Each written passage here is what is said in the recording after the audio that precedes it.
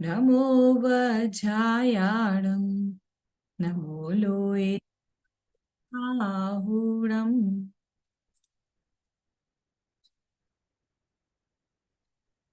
सिद्धं शुद्धं पणमिये जिनेन्द्रवर्णेमि चन्दमकलङ्कम् गुणरयणभूषणोदयम् जीवस्य परुवणं वोच्चम्। मार्गणाधिकार का मंगलाचरण पढ़ते हैं। धम्म गुण मगणा है, पेज नंबर 75।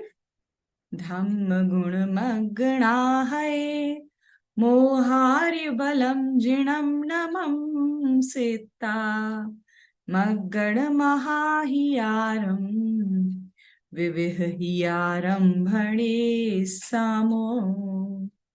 अब 14 मार्गणाओं का की गाथा भी पढ़ लेते हैं। गई इंदिये सुकाये जोगे वेदे कसायणानीय संजम दंसन लेत्सा भविया सम्मत सन्याहारे। तो परम मांगलिक ग्रंथ गोमटसार जीवकांड जी है, जिसका हम बैठकर स्वरूप समझ रहे हैं, और इसको रचा है आचार्य नेमिचंद सिद्धांत चक्रवर्ती देव ने, और इसकी टीकाएं उपलब्ध हैं अब हमें पंडित टूडरमल जी के माध्यम से। सम्यक ज्ञान चंद्रिका, उज्ज्वला शाहबेन ने हिंदी और प्रकाश छाबड़ा जी ने इसको तालिकाओं में हमारे को और भी इस विषय को, ध्रुव से विषय को इजी बना दिया। तो पूरे जीवकांड जी में 20 प्ररूपणाओं में ये शास्त्र निबद्ध है। संक्षिप्त रुचि वालों के लिए तो सिर्फ 2 ही प्ररूपणाएं मुख्य हैं, गुण स्थान और मार्गणा स्थान। और जिनको विस्तार रुचि वाले जीव हैं उनके लिए 20 प्ररूपणाओं में यह शास्त्र निबद्ध है। तो 20 कैसे होती हैं, हर बार हम इनका नाम याद इसलिए रख लेते हैं कि ऐसे ही शायद याद हो जाए हमें। तो पहली गुण स्थान, दूसरी जीव समास, तीसरी पर्याप्ति, चौथी प्राण, पांचवी संज्ञा, छठवीं 14 मार्गणाएं। तो 5 और 14 मार्गणाएं 19, और आखिरी उपयोग प्ररूपणा। इस तरह 20 प्ररूपणाओं में यह शास्त्र निबद्ध है। अब हम 14 मार्ग जब हमने जीव समास गुण स्थान हम पहले कर चुके हैं, जीव समास पर्याप्ति प्राण संज्ञा हमने पढ़ लिए, उसके बाद हम 14 मार्गणाओं को हमने शुरू कर दी हैं। और इन 14 मार्गणाओं के एक बार नाम देख लेते हैं। गति, इंद्रिय, काय, योग, वेद, कषाय, ज्ञान, संयम, दर्शन, लेश्या, भव्यक्त, सम्यक्त्व, संगी और आहार। इस तरह से 14 मार्गणाओं का स्वरूप है। इन 14 मार्गणाओं में हम जीव की खोज कर रहे हैं।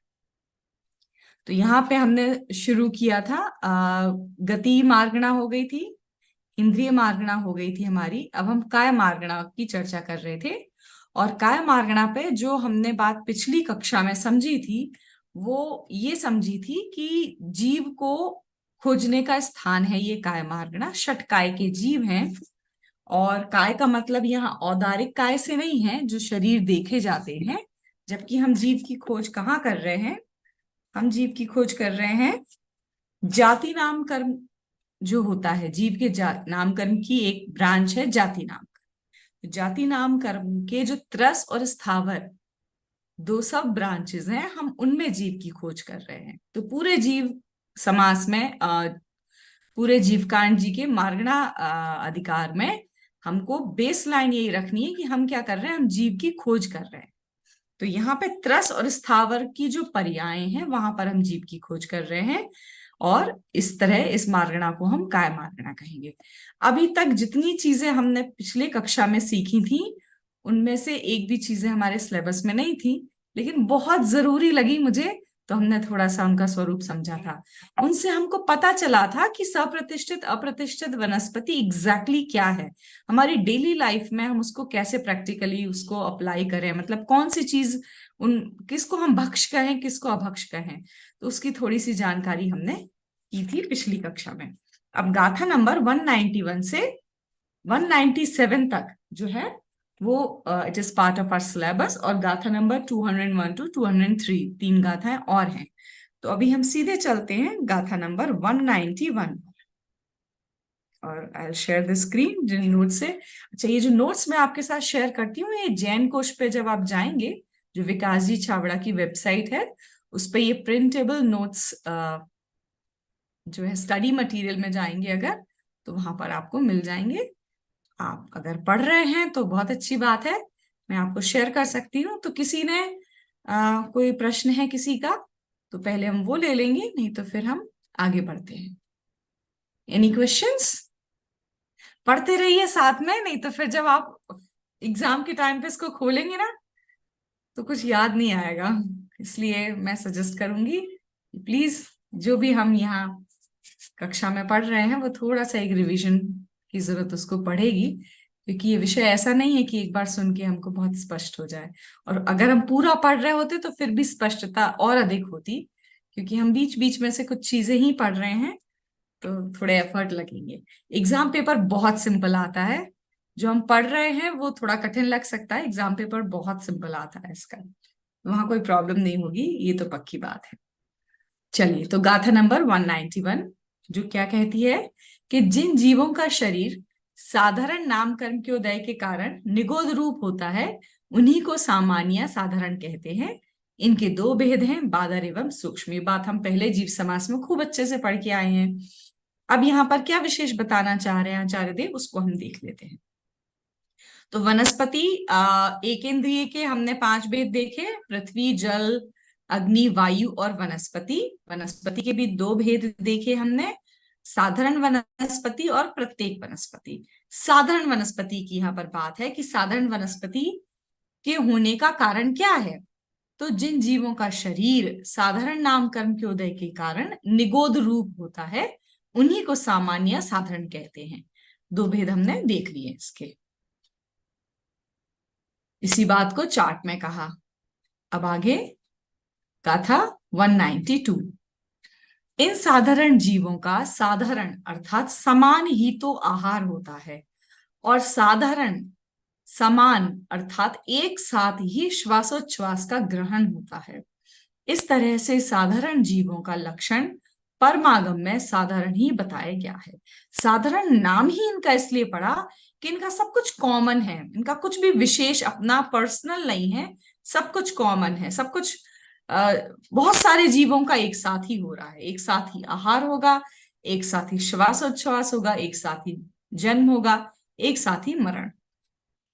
तो अब निगोद शब्द का शाब्दिक अर्थ देख लेते हैं कि निगोद जो शब्द है उसका शाब्दिक अर्थ क्या है। नी मतलब अनंत पना है निश्चित जिनका, ऐसे जीवों को, है ना, अनंत पना है निश्चित जिनका, ऐसे जीवों को। अब अनंत पना किस किस चीज में लगाना, एक तो उनके काउंट में अनंत पना लगाना है ना, और उनके भवों में भी अनंत पना लगाना, कि ऐसे जो निगोदिया जीव हैं वो अनंत काल से हैं निगोद में, और अनंत काल तक उनकी अनंत काल तक उनके होने की भी संभावना है। तो काउंट में, नंबर में भी वो अनंत है, और काल मतलब द्रव्य और काल में दोनों में ये अनंत है। और गो मतलब एक ही क्षेत्र, और द यानी देता है, मतलब बहुत सारे जीवों को अनंत पना है निश्चित जिनका, ऐसे जीवों को एक ही क्षेत्र जो देता है वह निगोद कहलाता है। इसका और सिंपल वर्ड में नीचे दिया है डेफिनेशन, जो अनंत जीवों को एक ही आवास दे उन्हें निगोद कहते हैं। अनंत जीवों को रहने के लिए एक ही जगह है। तो ये तो बहुत खुशी की बात होना चाहिए ना, मिलजुल के रहते हैं, है ना। नहीं, ये बिल्कुल खुशी की बात नहीं है, ये बहुत दुख का और बहुत संक्लेश परिणाम का ये फल है कि आपको बहुत भीड़ में ही आपकी, मतलब आपकी गिनती नहीं है, आपको कोई जीव ही मानने को तैयार नहीं है, आपकी कोई अपनी कोई आइडेंटिटी ही नहीं है ना। साधारण क्या है, फिर से उसी बात को रिटेरिएट कर रहे हैं, जो कार्य एक साथ होते हैं और समान होते हैं उसको साधारण कहते हैं। जिनकी आहार आदि 4 पर्याप्ति और उनका कार्य साधारण है, उन्हें साधारण जीव कहते हैं। देखिए, बहुत अच्छे से खोल के अगर हम समझे ना इस बात को, तो साधारण का मतलब क्या है कि उनकी पर्याप्तियां भी एक साथ हो रही हैं, और उन पर्याप्तियों के बाद जब उनका पूरा जो उनका कार्य हो रहा है ना, फल जो उनका आ रहा है, वो भी साधारण है। अनंत जीवों का आहार ग्रहण, शरीर बनना, इंद्रिय बनना, श्वासोच्छ्वास होना, ये चारों इंद्रियों के चारों पर्याप्तियों के काम हो गए ना। ये आहार, शरीर, इंद्रिय और श्वासोच्छ्वास, ये सभी जीवों का एक साथ पाया जाता है। यानी अनंत जीवों की एक साथ पर्याप्ति प्रारंभ होती है, पूरी भी सबकी एक साथ ही होती है। तो इस तरह से हमने समझा साधारण जीव या निगोदीय जीव किन्हें कहते हैं। अब गाथा नंबर 193। साधारण जीवों में जहां पर एक जीव मरण करता है वहां पर अनंत जीवों का मरण होता है। जहां पर एक जीव उत्पन्न होता है वहां अनंत जीवों का उत्पाद होता है। तो पहले आहार और श्वासोच्छ्वास की बात बता दी, फिर गाथा नंबर 193 में बताया कि एक साथ एक समय ही अनंत जीव उत्पन्न होते हैं, एक साथ एक समय पर ही अनंत जीव जो है वो मरण को प्राप्त होते हैं। बहुत सिंपल थी ये गाथा। अब कुछ खास बातें हैं जो एकदम उसी जो पूरा अभी तक हमने पढ़ा उसको इस तरह से सारभूत बातें उन्होंने लिख दी। क्या? जब एक जीव मरता है ना, उसके साथ समान आयु स्थिति के, देखिए समान आयु स्थिति भी उनकी होती है। डेफिनेट, मतलब ये बात तो निश्चित है ना, हम सब समझते हैं कि सब जीव अपनी आयु से ही मरते हैं, जीव अपनी आयु से ही जीते हैं, है ना। तो मतलब ये है कि इन सबकी आयु स्थिति जो है वो समान होती है। जब एक जीव उत्पन्न होता है तो उसके साथ अनंतानंत जीव उत्पन्न होते हैं। देखिए अनंत भी नहीं है, अनंत के भी अनंत गुने जीव जो हैं वो उत्पन्न होते हैं। ऐसे जन्म और मरण भी निगोदीय जीव के साधारण होते हैं। बादर निगोद में बादर निगोदीय जीव ही आते हैं। बादर निगोद शरीर में, है ना, तो शरीर भी डिफाइंड है। बादर निगोदीय शरीर है तो उसमें बादर निगोदीय जीव ही आएंगे। सूक्ष्म निगोदीय शरीर है, निगोद शरीर है, तो उसमें सूक्ष्म निगोदीय जीव ही आएंगे। पर्याप्त निगोद शरीर में पर्याप्त निगोदीय जीव ही आते हैं। अपर्याप्त निगोद शरीर में अपर्याप्त निगोदीय जीव ही आते हैं, क्योंकि समान कर्मों के उदय हैं। कोई मिक्स मैच नहीं होगा यहाँ पे, क्योंकि ये साधारण है तो अपने ही टाइप का, अपनी ही वैरायटी का शरीर होगा और उसमें उसी वैरायटी के जीव उत्पन्न होंगे। तो ये वैरायटी 4 हो गई। कौन कौन सी? बादर, सूक्ष्म के अपेक्षा, और पर्याप्त और अपर्याप्त की अपेक्षा। अब ये बहुत जो अब हम पढ़ने वाले हैं, थोड़ा सा हमको ये जो नॉलेज है ये थोड़ी सी हमको हिला के रख देगी। और अगर अभी भी हमारे जमी कंद का त्याग नहीं हुआ है तो डेफिनेटली आज आप सोच जरूर लेंगे कि ये हो क्या रहा है ना। तो एक शरीर में उत्पत्ति का विधान कैसा है ये देख लेते हैं अब हम। क्या होता है, एक शरीर में, मतलब कोई भी जो शरीर होगा, देखिए ये जो साधारण जीव की उत्पत्ति का विधान जो बताया जा रहा है, ये किस कहाँ, मतलब ये जो निगोदीय शरीर की जब हम बात कर रहे हैं तो ये निगोदीय शरीर को अब हमको किसी चीज से रिलेट करना होगा, है ना। तो हम किससे रिलेट कर रहे हैं? सप्रतिष्ठित वनस्पति से।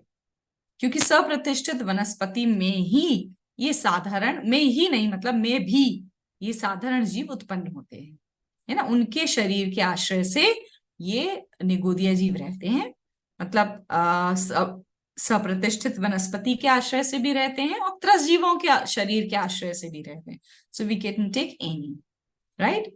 तो अब ये देखेंगे हम कि कैसे पहले समय में सबसे बड़ा लॉट जो है ना, मतलब ये योनि स्थान है, इन जीवों के उत्पन्न होने का स्थान है, जहां पर ये अनंतानंत जीव, निगोदीय जीव एक साथ जन्म लेंगे। तो पहले समय में अनंत जीवों ने जन्म लिया एक साथ ही। जितने डॉट्स है ना ये आपको अनंत डिनोट करके बता रहे हैं। अब अगला समय आया, दूसरा समय आया, तो एक नया बैच आ गया। लेकिन ये जो दूसरा नया बैच आया है उसमें असंख्यात गुणा हीन, मतलब कम, है ना, उससे थोड़े कम। अब क्या है, अपन ने संख्यात असंख्यात और अनंत नहीं पढ़ा है, सो बहुत अच्छी भावभासना नहीं होती है। अदरवाइज पता चलेगा आपको कि असंख्यात गुणा हीन होने के बाद भी इनकी संख्या अनंत ही रहती है। एक अनंत, अनंत में अनंत जीव हैं और कितने बार भी हम उनको असंख्यात गुणाहीन करेंगे वो अनंत ही बने रहते हैं, ठीक है ना। तो दूसरे समय का जो बैच आया उसमें थोड़े कम लेकिन अनंत ही जीवों की उत्पत्ति हुई। और ऐसा ऐसा ऐसा देखिए चलता जा रहा है। कब तक चलेगा ये? एक अंतर मुहूर्त तक जीवों की उत्पत्ति उसी शरीर में होती रहेगी। आखिरी बैच जो भी आएगा वो भी कितना होगा, अनंत जीव का ही एक बैच होगा।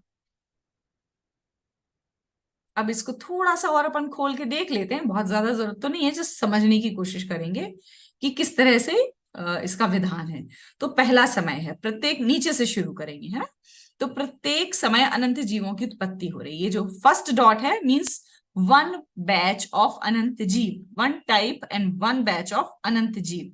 दूसरा dot denotes second batch. It's not one dot means one जीव, ये एक बैच को बता रहा है। तो ऐसे 4 समय में 4 अलग अलग बैच आए। फिर थोड़ा ब्रेक आता है ना, कुछ समय का। कितने समय का, जघन्य मतलब मिनिमम, या तो ये ब्रेक आएगा 1 समय का, या अधिक से अधिक आएगा तो आवली का असंख्यात भाग। अब ये नंबर है जो हम, हमारे सिलेबस में नहीं है, बिकॉज इसको समझने के लिए 1 दिन चाहिए हमको पूरा, है ना। तो थोड़ा सा उत्पत्ति में अंतर पड़ता है। फिर उसके बाद फिर से निरंतर जीवों की उत्पत्ति होती है। कब तक हो सकती है, सेम टाइम पीरियड है, मिनिमम 1 समय तक, मैक्सिमम आवली का संख्यात भाग तक। तो इस तरह ब्रेक आता है और ब्रेक के बाद बैचेस आते हैं। तो अंतर्मुहूर्त तक एक शरीर में जीवों की उत्पत्ति होती रहती है। इसको हम छोड़ देते हैं। अगली गाथा बहुत इंटरेस्टिंग है और इसको समझने के लिए थोड़ा प्रयास लगेगा, बिल्कुल हमारे सिलेबस की बात है ये, है ना। तो स्कंदों का प्रमाण असंख्यात लोक प्रमाण है। अंडर, आवास, पुलवी तथा देह, ये क्रम से उत्तरोत्तर असंख्यात लोक गुणित हैं, क्योंकि वे सभी अधस्तन योनिक हैं।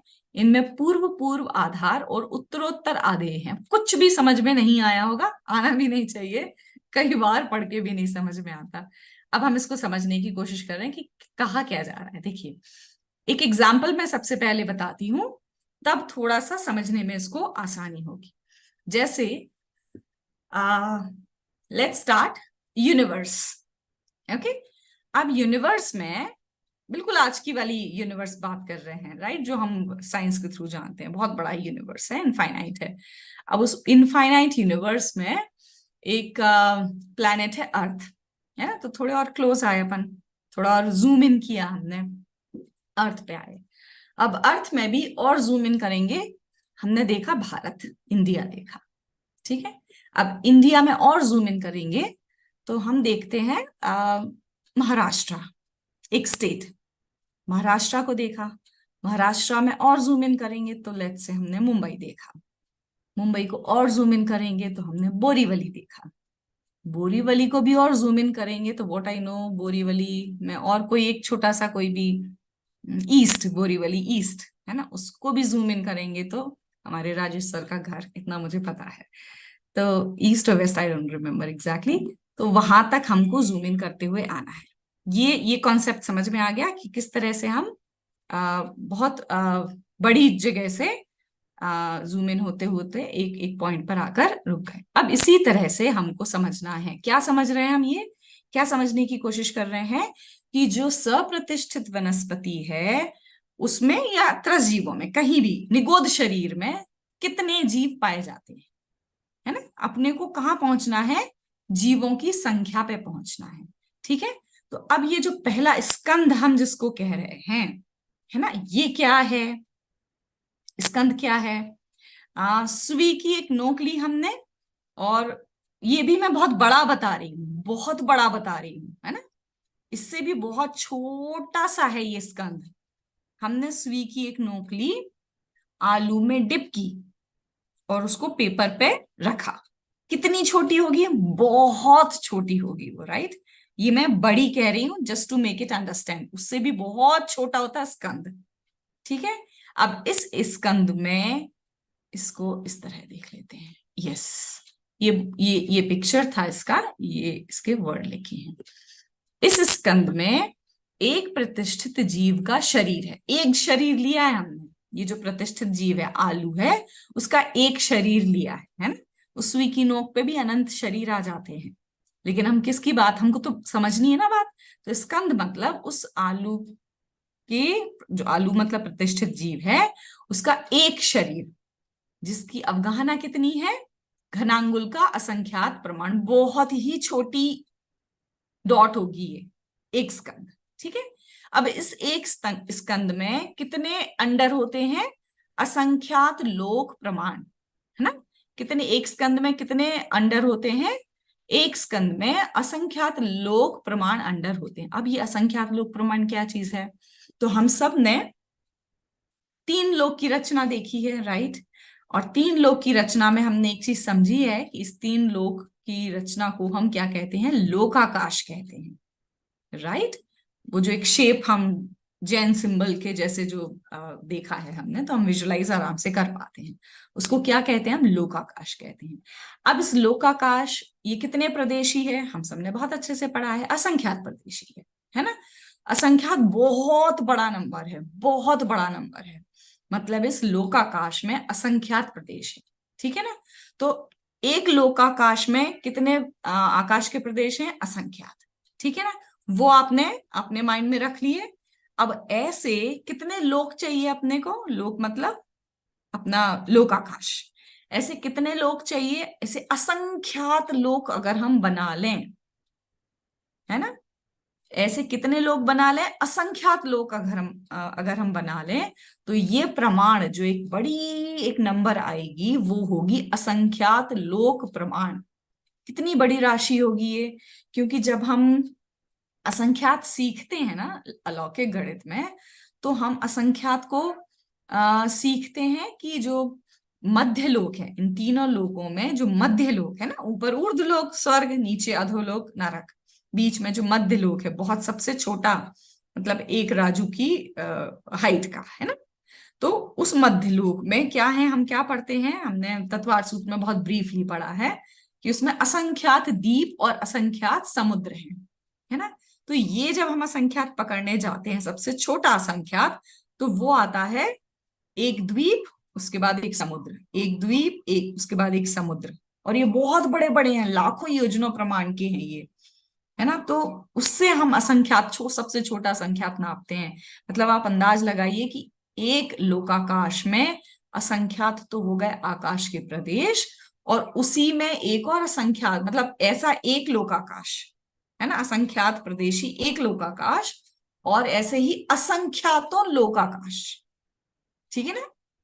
उसको आचार्य देव ने यहां लिखा है असंख्यात लोक प्रमाण। आई होप आप लोगों को थोड़ा सा इस बात को समझ आया होगा। तो कितने हैं उसमें अंडर? असंख्यात लोक प्रमाण अंडर हैं। किसमें? प्रतिष्ठित जीव के एक शरीर में, ठीक है।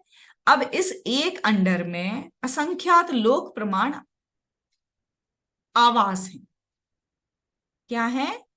अब उसको और जूम इन किया हमने, है ना।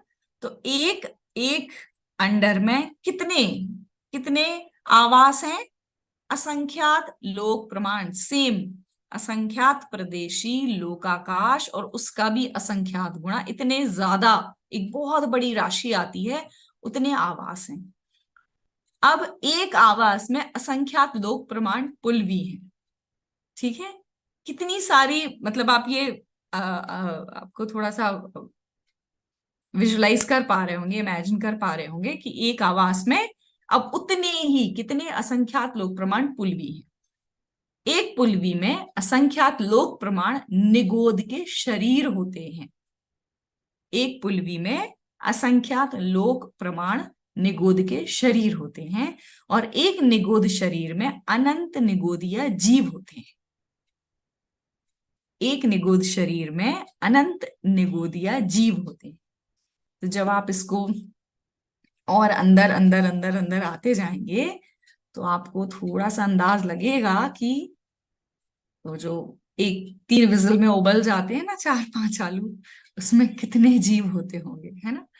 तो थोड़ा स्कैरी सा है, मगर जब तक ज्ञान नहीं होगा, जब तक काम आगे कैसे बढ़ेगा, है ना। तो देखिए इस तरह से इसको पिक्चर भी बना के, चार्ट एंड पिक्चर मिला के भी दिखाया है कि एक स्कंद सप्रतिष्ठित सप्रतिष्ठित वनस्पति का एक शरीर, उसको स्कंद कहा, उसमें कितने अंडर हैं? ये डॉट 1 2 3 कितने दिखा रहे हैं? ये असंख्यात लोक प्रमाण अंडर हैं। प्रत्येक अंडर में असंख्यात लोक प्रमाण आवास हैं। एक आवास में असंख्यात लोक प्रमाण पुलवी हैं, और एक पुलवी में असंख्यात निगोद शरीर हैं, और एक निगोद शरीर में अनंतानंत जीव हैं। मतलब एक स्कंद में अगर हमें जीव निकालने हैं तो इन सबको क्या करना पड़ेगा, मल्टीप्लाई करना पड़ेगा। ये देखिए, इस तरह से मल्टीप्लाई करेंगे तो एक स्कंद के कुल निगोदिया जीव हमको मिल जाएंगे। अब इसको हम एक छोटा सा एग्जाम्पल ले लें तो और हमको ये बात अच्छे से बैठ जाएगी दिमाग में। अनंतानंत जीवों को हम मान लेंगे, लेट्स से अनंतानंत जीव इज इक्वल्स टू 100 नंबर, है ना, इसको हम समझने के लिए लिख देते हैं। और असंख्यात लोक प्रमाण जो हम कह रहे हैं वो कह रहे हैं 4 है, इसको हम छोटे से छोटा ये नंबर बना ले रहे हैं। तो एक निगुद शरीर में अनंतानंत जीव है ना, तो उसको 100 लिख दिया। फिर एक पुलवी में क्या करना है हमको, एक निगुद शरीर मल्टीप्लाइड बाई असंख्यात लोग, सो इट विल कम 400। फिर एक आवास में क्या करना है, फिर से असंख्यात लोग का मल्टीप्लाई करना है, जितने हमारे पास एक पुलवी में जीव आए थे, दैट मीन्स 400। तो 4 multiplied by 400 is equals to 1600। अब एक अंडर में जीव निकालने हैं तो फिर से उसमें असंख्यात लोग का गुणा करेंगे, मल्टीप्लाई करेंगे, विच विल कम एज 6400। एक स्कंद में अब हम फिर से असंख्यात लोग का मल्टीप्लाई करेंगे, तो 4 multiplied by 6400 it will come to 25,600 निगोदिया जीव। एक स्कंद में इतने जीव आ जाएंगे। तो ये तो हमको एक एग्जाम्पल में समझने वाली बात है कि किस तरह से ये जितनी भी हमने अभी तक नंबर्स लिए उन सबका मल्टीप्लाई कर देंगे, तब हमको एक स्कंद में कितने निगोद शरीर और कितने निगोद शरीर में कितने निगोदिया जीव हैं ये निकल के आ जाएंगे। तो इसी को आचार्य देव ने देखिए बहुत सुंदर एग्जाम्पल से, ये जो मैंने एग्जाम्पल दिया था वो मेरी भाषा में था, लेकिन आइडिया आचार्य देव का था जो 195 गाथा में उन्होंने कहा कि जम्बूद्वीप है ना, मध्यलोक का सबसे पहला सेंट्रल में जो द्वीप है जम्बूद्वीप, उसका भरत क्षेत्र है। फिर कौशल देश है, कौशल देश भरत क्षेत्र के कोई एक स्टेट होगा, है ना, बड़ा सा राज्य होगा। फिर साकेत, अयोध्या नगरी और साकेत नगरी के घर, ये क्रम से स्कंद, अंडर, आवास, कुलवी और देह के दृष्टांत हैं। तो इससे हम समझ सकते हैं कि कितना अधिक हमको हिंसा का पाप लग सकता है अगर हम इस तरह का काम करते हैं। तो इसी बात को और चार्ट में अच्छे से बता दिया। अब गाथा नंबर 196 क्या कहती है। अब इसका देखिए भाववासना करानी है ना आचार्य देव को, तो अब दूसरा एक एंगल जोड़ देंगे इसमें कि ये जो एक निगोदिया शरीर में एक स्कंद में कितने जीव थे, तो कह रहे हैं समस्त सिद्ध राशि का।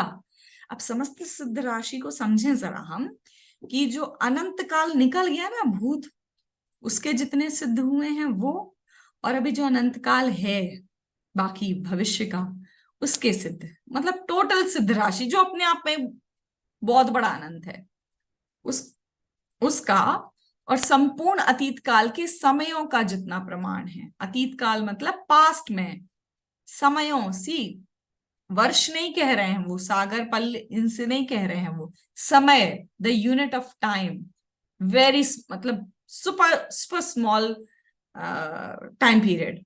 तो अतीत काल के समयों का जितना प्रमाण है, द्रव्य की अपेक्षा से उनसे भी अनंत गुणे जीव एक निगुद शरीर में रहते हैं। मतलब ये हमारे एक्चुअली ह्यूमन माइंड में तो परसीव नहीं होती है ये राशि, लेकिन फिर भी अब समझाना है ना, कैसे समझाई, समस्त सिद्ध राशि का और संपूर्ण अतीत काल के समयों का जितना प्रमाण है, मतलब इन दोनों को मल्टीप्लाई किया है और उससे भी काम नहीं चलना है, उससे भी अनंत गुणे, उससे भी अनंत गुणे जीव एक निगोद शरीर में रहते हैं। ये निगोद शरीर की बात करी है, स्कंद तक नहीं पहुंचे हैं, राइट। एक निगोद शरीर में इतने अनंत जीव रहते हैं और फिर वो अंडर आवास पुलवी में और मल्टीप्लाई मल्टीप्लाई मल्टीप्लाई मल्टीप्लाई करते जाइए, तो जब जाके वो एक स्कंद, जो हमने आलू की आलू सुई की नोक से जो आलू का टच किया था, है ना, वहां पहुंचना है हमको। तो भारी मात्रा में निगोदिया जीव जो है वो पाए जाते हैं सप्रतिष्ठित वनस्पति के शरीर में। इसी बात को चार्ट के माध्यम से द्रव्य काल क्षेत्र भाव की अपेक्षा समझाया। द्रव्य अपेक्षा हमने देख लिया, सिद्धों से अनंत गुणे, काल की अपेक्षा अतीत काल के समयों से अनंत गुणे, क्षेत्र की अपेक्षा सर्व आकाश प्रदेश के अनंत विभाग या लोकाकाश प्रदेशों से अनंत गुणे। ये तो बात हमको बैठती है ना कि जो लोकाकाश है वो तो असंख्यात प्रदेशी ही है, लेकिन जो अलोक आकाश है वो अनंत गुना है ना। तो सर्व आकाश प्रदेश का अनंतवां भाग और लोक आकाश प्रदेशों का अनंत गुना। भाग और गुना मतलब पार्ट एंड मल्टीप्लाई। इस तरह से क्षेत्र की अपेक्षा, भाव की अपेक्षा केवल ज्ञान के अविभाग प्रतिच्छेदों के अनंत विभाग या सर्वावधि ज्ञान के विषयभूत भावों से अनंत गुणे। अब इनको समझने के लिए बहुत लंबी एक्सप्लेनेशन चाहिए, अभी हम सिर्फ पढ़ के आगे बढ़ जाते हैं। अब 197 गाथा। ऐसे अनंतानंत जीव हैं कि जिन्होंने त्रसों की पर्याय अभी तक कभी नहीं पाई है ना। ये कौन से निगोद की बात कर रहे हैं? नित्य निगोद की बात कर रहे हैं, ठीक है। नित्य निगोद में क्योंकि अनंत अनंत जीव राशि है, तो इन्होंने कभी भी त्रसों की पर्याय नहीं पाई है, और जो निगोद अवस्था में होने वाले दुर्लेश्य परिणामों से अत्यंत अभिभूत रहने के कारण निगोद स्थान को कभी नहीं छोड़ते, है ना। मतलब बहुत दयनीय अवस्था है जहां पे उसको जीव ही नहीं माना जा रहा है, जहां पे वो जीव भी स्वयं को जीव नहीं मान, मतलब उसको इतनी, उसका ज्ञान इतना मिनिमाइज हो चुका है, इतना मिनिमाइज हो चुका है कि उसको ही नहीं पता कि वो जीव है। तो ये बहुत दुख वाली घटना है ये, है ना। तो ये नित्य निगोद की बात है। अब इसी को देखिए, नित्य निगोद इतर निगोद में लिख दिया। जिसने अनादिकाल से अभी तक त्रस पर्याय प्राप्त नहीं की है, और इतर निगोद जो देव नारकी त्रियंच और मनुष्य में उत्पन्न होकर पुनः निगोद में उत्पन्न होते हैं, इसका दूसरा नाम चतुर्गति निगोद भी है। अब प्रश्न तो उठना चाहिए हमको कि क्यों ये निगोद से बाहर नहीं आते। तो आचार्य देव बताते हैं भाव कलंक की प्रचुरता होने के कारण। अब इस बात को भी समझने के लिए बहुत बल देना पड़ता है कि अब जब उनको एक इंद्रिय है, उनके ज्ञान जो है अक्षर का अनंतवां भाग रह गया है, तो उनके क्या ही भाव कलंक होगा। लेकिन है कुछ परिणामों की ऐसी ही विचित्रता है कि उनमें भाव कलंक की प्रचुरता पाई जाती। दुख, जन्म मरण का दुख, है ना। कितना डरते हैं हम मृत्यु से। अब उनके तो कितने बार जन्म मरण हो रहे हैं, अनंत काल से वो वहीं है, वहां से निकले ही नहीं है। तो अब ये नित्य निगोद भी दो तरह का होता है। देखिए, अनादि अनंत और अनादि शांत। अनादि अनंत मतलब ये वो जीव हैं जो ना कभी निकले हैं ना कभी निकलेंगे, है ना। और अनादि शांत मतलब जो अनादि से तो है नित्य निगोद में, लेकिन निकलने की पॉसिबिलिटी है, इनकी लॉटरी निकल सकती है। क्या नित्य निगोद से जीव कभी निकलते ही नहीं है? नहीं नहीं, ऐसा नहीं है। 6 महीना 8 समय में 608 जीव नित्य निगोद से निकलकर अन्य पर्यायों को प्राप्त करते हैं। अब फिर क्यों निकल आते हैं? उनको तो भाव कलंक की प्रचुरता है। तो आचार्य देव ने कहा भाव कलंक की अल्पता होने के कारण निकलते हैं। प्रकृति मौका देती है ना।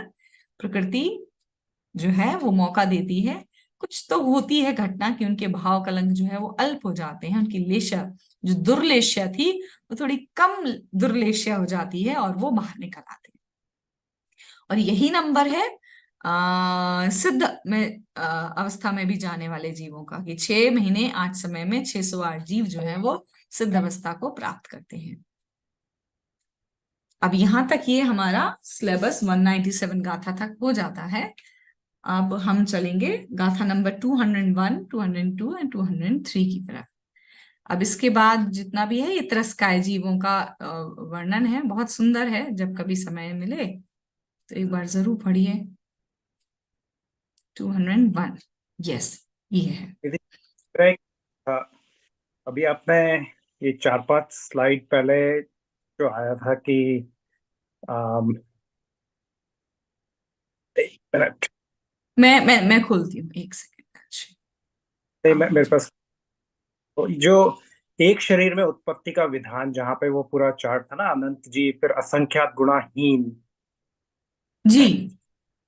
तो मुझे वो असंख्यात गुणाहीन का मतलब क्या क्या भाव भाषण होगा उसका, कि मतलब वो जैसे एक ही शरीर में आ, इतने इतने और ज्यादा पैदा हो जीव होते जा रहे हैं, या हीन का मतलब कैसे समझना उसको।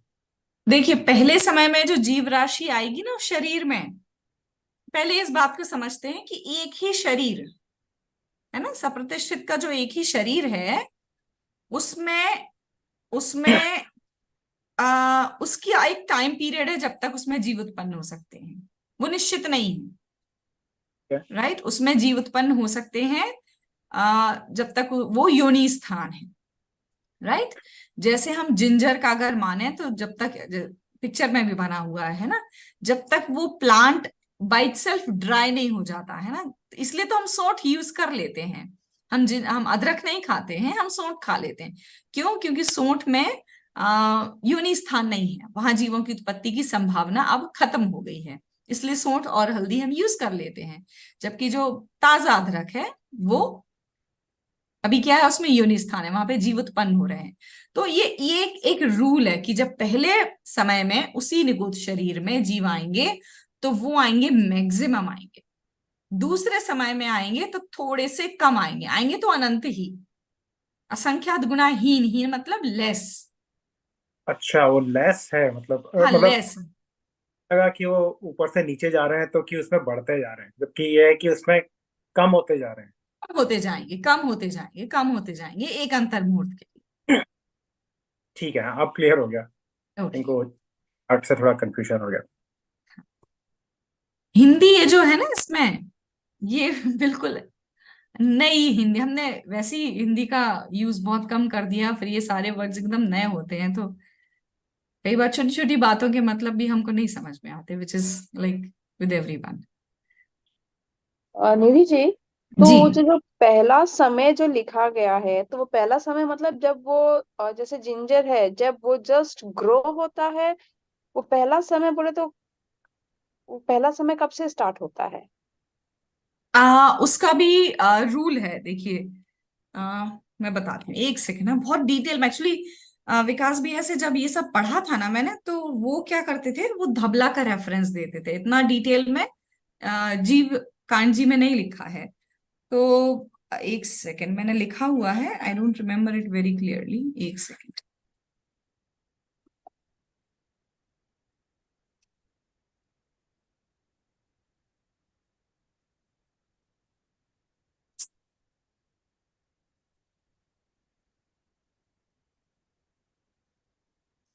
बहुत सारे रूल्स हैं एक्चुअली। पहला रूल तो यही है कि पहले अंतर मुहूर्त में बीज में जब सीड है ना, किसी भी चीज का सीड, सीड या जैसे आलू तो उसके बड से ही पैदा हो जाता है ना, वो जो ऊपर उसके आईज बोलते हैं हम उसको, है ना। तो जब पहले समय में, पहला समय जब जीव आता है तो वो सप्रतिष्ठित होता है, फिर वो अप्रतिष्ठित भी हो सकता है, लेकिन कुछ समय बाद वो फिर से सप्रतिष्ठित हो जाता है। ठीक है, एक तो ये एक रूल लिखा हुआ है जिससे हम थोड़ी सी बात को समझ सकते हैं। और एक और कहीं कुछ लिखा था मैंने, मुझे भी बहुत अच्छे से याद नहीं आ रहा है। एकता जी अगर मुझे मिल गया, आई टेल यू। इसका कुछ एक रूल था, मुझे बहुत अच्छे से याद है कि वो उत्पन्न होते कब हैं। थोड़ा कॉम्प्लिकेटेड सा है, इसलिए शायद आई कुडंट रजिस्टर इट, पढ़ा तो था, एग्जाम भी दिया है इसका, अभी मुझे बिल्कुल याद नहीं आ रहा है। अगर मुझे मिल जाता है तो मैं जरूर बताऊंगी कि एग्जैक्टली एक समय कहाँ किसको है ना। पूरा अदरक बन गया तब, या जब उसने उगना शुरू किया तब, तब इसकी क्लैरिटी मुझे अभी नहीं है। ओके। चलिए अब गाथा नंबर 201। 201 में आ, ये जो जीवों के शरीर हैं, है ना, जैसे मनुष्य गति के जीव का शरीर हम भली भांति परिचित है ना, हम देख रहे हैं कितने, किसी भी कंट्री का ह्यूमन हम देख लें, वी कैन आइडेंटिफाई, राइट, बाहर से देख के कुछ समझा जा सकता है। अब ये जो 5 स्थावर कायिक जीव हैं, इनके इनके शरीर के आकार कैसे होते हैं। सबसे पहले तो हम इस बात को समझेंगे कि जो हमें वायु दिखाई दे रही है ना, दिखाई मतलब फील, हम वायु दिखाई आंखों से तो नहीं देखती है, वी फील इट। तो ये जो वायु हमको फील हो रही है ना, वो एक जीव नहीं है, ये बहुत सारे जीवों का समूह है। वो जो पानी हमको दिखाई दे रहा है, वी कांट से कि इस एक गिलास पानी में कितने जीव हैं, जल का है। ठीक है, ऐसे जो अग्नि की लौ दिखाई दे रही है, भले वो कैंडल की क्यों ना हो, हमें नहीं पता, बहुत सारे जीव एक साथ होते हैं, तब वो कहीं जाके हमको दिखाई, हमारे ज्ञान का विषय बनते हैं। तो हम उसकी बात नहीं कर रहे हैं, हम उस एक जीव की बात कर रहे हैं इस गाथा नंबर 201 में। ठीक है, तो अब हमको ये बात समझने में थोड़ी सी आसानी होगी। तो मसूर, मसूर का जो दाल होता है ना, छिलके वाला होल, राइट, अन्य विशेष, पर्टिकुलर ये पल्स है। तो मसूर जल की बिंदु, सुइयों का समूह, ध्वजा, इनके सदृश क्रम से पृथ्वी अब तेज वायुकायिक वनस्पति जीवों वायुकायिक जीवों का शरीर होता है और वनस्पति तथा त्रसों का शरीर अनेक प्रकार का होता है। चार्ट से समझ लेते हैं क्या कहना चाह रहे हैं आचार्य देव। जो पृथ्वी का एक जीव होता है, एक जीव की बात कर रहे हैं, उसका आकार कैसा होता है? मसूर की दाल के समान, है ना। तो एक जीव तो हमने नहीं देखा है, हमारे ज्ञान का विषय नहीं है। जो मिट्टी दिखाई दे रही है, जो पत्थर दिखाई दे रही है, जो जमीन दिखाई दे रही है, वो बहुत सारे जीवों का एक साथ शरीर होता है, तब हमारे ज्ञान का विषय बनती है। तो पृथ्वी का एक जीव जो है वो मसूर के दाल के जैसे शेप का होता है। जल की बिंदु, ये ड्रॉप जैसे ही दिखता है जल का जीव। अग्नि का जीव सुइयों का समूह, नीडल्स का बहुत सारा क्लस्टर जो होता है वैसा दिखाई देता है। किसको? केवली भगवान को। वायु, ध्वजा, फ्लैग टाइप, ऐसा उसका शरीर होता है। वनस्पति का तो हम जानते हैं, जैसी वनस्पति होती है वैसा उसका शरीर होता है। त्रसों में भी जैसे शरीर होते हैं वैसा उनका जीवों के शरीर का आकार होता है। जो जैसा हमको दिखाई दे रहा वनस्पति त्रसों में वैसा लगा लेंगे। इस तरह से जीवों के शरीर का आकार भी आचार्य देव ने यहाँ पर बता दिया। अब गाथा नंबर 202 बहुत इंटरेस्टिंग है, बहुत अच्छे से समझने की जरूरत है इसको। जिस प्रकार कोई भारवाही पुरुष कावटिया के द्वारा भार का वहन करता है, उस ही प्रकार यह जीव काय रूपी कावटिका के द्वारा कर्म भार का वहन करता है। अब ये कावटिका क्या होती है? अब हमारी तनु जी ने एक बार बताया था, उन्होंने देखे हैं। सुबह सुबह निकलते थे नंगे पैर अपने कंधों पे बड़ा सा बोझ लेके, कहीं की यात्रा कर रहे होते हैं। वो कुछ एक ये कल्ट है, ज्यादा मैं और नहीं जानती, तो ना मैंने देखे हैं, ये जो मैंने सुना वो मैंने आपको बता दिया। तो कावटिका जो वजन लेके चलते हैं, ऐसा आप समझ लीजिए। तो संसारी जीवों की जो काय है उसकी कैसी दशा है, इस गाथा के माध्यम से हम समझेंगे। कैसी दशा है? जैसे कोई पुरुष कावड़िया के द्वारा, मतलब एक कोई, हाँ कावड़िया एग्जैक्टली कहते कावटिका, या वो कहते किसे हैं, बड़ा सा टोकना, जैसे हमको ये पिक्चर में दिखाई दे ना, बड़ा सा एक टोकना जो जिसमें काफी सारा वजन हो, उसको कावड़िया कहेंगे। ठीक है, भार वहन करता है, वेट को कैरी करता है। वैसे ही संसारी जीव औदारिक आदि काय के द्वारा कर्म रूप भार वहन करता है। ये जो शरीर मिले हैं, ये इसको किस चीज से कंपेयर किया है? भार जैसे। ये जो कर्म रूप, कर्मों का जो भार है, ये कहाँ, कैसे कैसे हम कैरी कर रहे हैं एक भाव से दूसरे भाव में, है ना। तो ये काय के द्वारा इन कर्मों को हम अपने औदारिक आदि, है ना, नॉट ओनली औदारिक, औदारिक वैक्रियक, आहारक, कारमान, तेजस, है ना, ये काय के द्वारा क्या कर रहे हैं? वहन कर रहे हैं। अब क्या करें? ये हमारी स्थिति है, संसारी जीव की स्थिति है। मुक्ति का क्या उपाय है? वही पुरुष कावड़िया के भार को गिराकर अपने इष्ट स्थान में उस भार जनित दुख के चले जाने से सुखी होकर रहता है ना। क्या किया उसने? पुरुष ने, वो दुख उठा रहा है उस कावड़िया के वजन का, तो क्या किया? उसके भार को गिराकर अपने इष्ट स्थान में उस भार जनित दुख के चले जाने से सुखी होकर रहता है। वैसे ही कोई भव्य जीव शरीर रूपी कावड़िया में भरे कर्म रूपी भार को छोड़कर लोक के अग्रभाग में, अपने इष्ट स्थान क्या है अपना? लोक का अग्रभाग, कर्म भार जनित अनेक दुखों के चले जाने से सुखी होकर रहता है। ऐसा मुक्ति का उपाय है, और हमारे अनंत अनंत सिद्ध भगवान इस प्रकार का पुरुषार्थ करके अनंत काल तक सुखी होकर रह रहे हैं। वही काय मार्गणा पढ़कर हमको प्रेरणा मिलनी चाहिए, इसलिए ये 2 गाथाएं आचार्य देव ने यहाँ लिखी। और एक और एग्जाम्पल, लास्ट गाथा इस हमारे जो सिलेबस में है 203, कि जिस प्रकार मलिन भी सुवर्ण अग्नि के द्वारा सुसंस्कृत होकर बाह्य और अभ्यंतर दोनों ही प्रकार के मल से रहित हो जाता है, उस ही प्रकार ध्यान के द्वारा यह जीव भी शरीर और कर्म बंध दोनों से रहित होकर सिद्ध हो जाता है। बहुत प्रेरणा मिलती है इन गाथाओं को पढ़ने से, कि कोई भी चीज है, एग्जाम्पल दे दिया, सोने का। तो खदान से सोना हमेशा कैसा निकलेगा? किट्ट कालिमा से है ना। अच्छा, आपने को टोडरमल जी की बात याद जरूर आ गई होगी यहाँ पर, मोक्षमार्ग प्रकाशक की, कि अनादिकाल से जीव और कर्म जो है मिले जुले ही पाए जा रहे हैं, बिल्कुल वैसे ही जैसे कि सोने में मिट्टी मिली होती है, अशुद्धता मिली होती है। तो अग्नि के द्वारा सुसंस्कृत हो जाता है जब वो तपा तपा तपा के, कितने, सर ने एक बार बताया था 12 या 16 कितने बार तपाया जाता है। तो उस प्रकार से बाह्य और अभ्यंतर दोनों ही प्रकार के मल से वो रहित हो जाता, बाहर भी देखने में चमकदार हो जाता, अपने ओरिजिनल जो उसका मूल स्वभाव है उसमें आ जाता है, और अंदर में भी कोई उसके मिक्सिंग नहीं रह जाती। उसी प्रकार ध्यान के द्वारा, अब ध्यान कुछ और नहीं है, जो हमने पढ़ा सीखा है उसी को एकांत में अपने साथ उसी का मनन चिंतन करना है, उसी का अनुभव करना है। हमने जीव पढ़ा, हमने समयसार देखा, हमने जो भी हमने पढ़ा उसी को बैठकर एकांत में अपने साथ उसका उसका अनुभव लेवल पे उसको लेके आना है। ये मेरी अपनी ध्यान की समझ है। तो उसी प्रकार ध्यान के द्वारा यह जीव भी शरीर और कर्म बंध दोनों से रहित होकर सिद्ध हो जाता है। मतलब जितना भी हम पढ़ रहे हैं, मैंने एक ध्यान शिविर भी अटेंड किया हुआ है विकास जी छाबड़ा भैया का अभी समर्स में, तो मुझे जो बात वो अटेंड करने के बाद समझ में आई कि वहां कुछ और नहीं करा रहे हैं अलग से, जो हमने आज तक पढ़ा है, जितनी भी गाथाएं जो समयसार की बहुत प्रसिद्ध हैं, जो बहुत मार्मिक हैं, उन्हीं गाथाओं के माध्यम से उसी वस्तु पे पहुंचने की कोशिश की जा रही है, लेकिन गाइडेड इंस्ट्रक्शंस के साथ। और फिर प्रेरणा दी जाती है कि अब आप स्वयं इस बात को अनुभव के स्तर तक लाएं।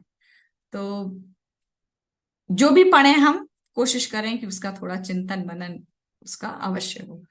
तो इस तरह ध्यान की प्रेरणा भी दे दिया आचार्य देव ने, और यहाँ हमारी कायमार्गना पूरी हो जाती है। अब आगे हम बढ़ेंगे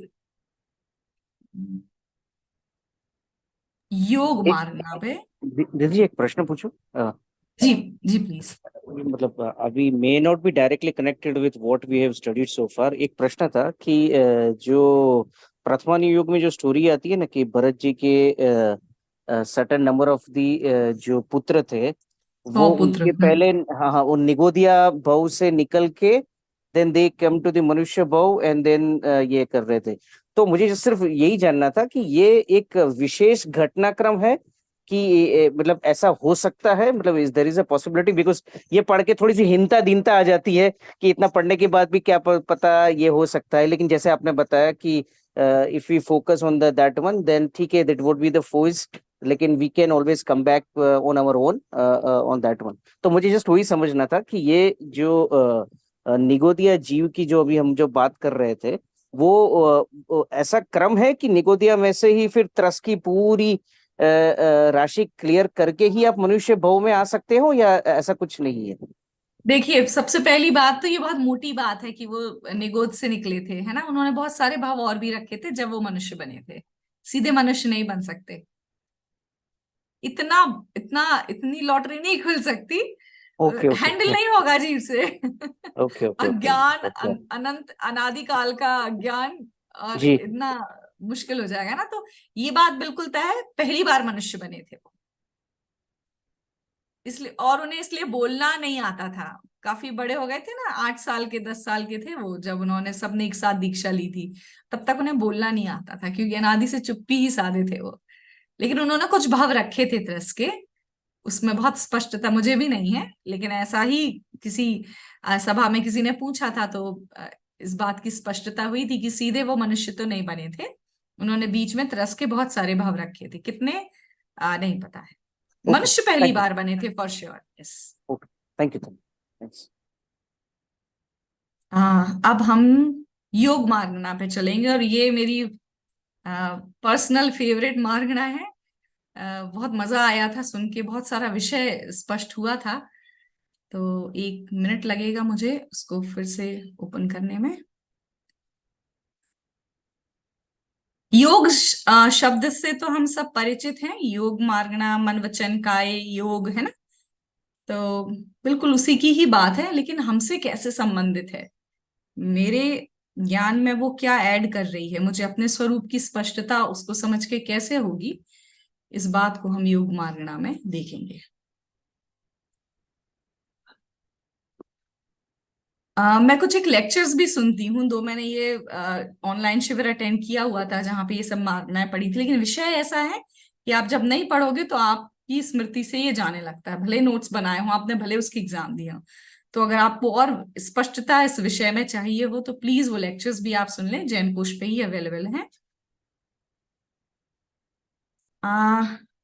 अब क्योंकि योग मार्गणा की सिर्फ एक गाथा है, हमें मुझे दीदी से लास्ट टाइम भी बात करनी थी पर आज तक मैं कर नहीं पाई कि उस मार्गणा को समझ के उस गाथा नंबर 233 सिर्फ हमारे सिलेबस में है, जिसको समझने के लिए हमको योग की बेसिक जानकारी होना बहुत जरूरी है। तो फिर से अब मैं योग मार्गणा में थोड़ा प्रयास करती हूँ कि हम सबको ये मार्गणा समझ में आए। और जो गाथा नंबर 233 है वो अच्छी है, लेकिन it's not the essence of the whole योग मार्गणा, वो जरूर देखेंगे, लेकिन वहां तक पहुंचने के लिए हमको थोड़ा बेसिक क्लियर होना बहुत जरूरी है। तो योग मार्गणा को अब हम चलते हैं। अब हम क्या कर रहे हैं, योग के माध्यम से जीव की सिद्धि करेंगे हम, है ना। किस तरह से योगों को देखकर हम आइडेंटिफाई कर पाएंगे कि यहाँ पर जीव है, राइट। तो पहली ही गाथा है योग मार्गणा की, गाथा नंबर 216। पुद्गल विपाकी शरीर नाम कर्म के उदय से मन वचन काय से युक्त जीव की जो कर्मों के ग्रहण करने में कारणभूत शक्ति है उसको योग कहते हैं। बहुत कॉम्प्लिकेटेड साउंड होती है मगर मीनिंग इसका एकदम सिंपल होता है। Let me try. पुद्गल विपाकी शरीर नाम कर्म का उदय होता है जब, मतलब जो शरीर नाम कर्म का उदय आता है ना, वो पुद्गल में आता है। देखिए, जब अभी तो नहीं हमको इतना नॉलेज है, लेकिन जब कभी आपके जीवन में ऐसा योग बनेगी, आप कर्मकांड जी पढ़ पाए, तो वहां आपको ये विवक्षा मिलेगी कि कुछ कर्मों का उदय जीव में आता है, कुछ का पुद्गल में आता है, शरीर में आता है, ठीक है ना। तो ये जो नाम कर्म है, शरीर नाम कर्म, यहाँ उदय जीव में नहीं आ रहा है, पुद्गल में आ रहा है, शरीर में आ रहा है इस नाम कर्म का।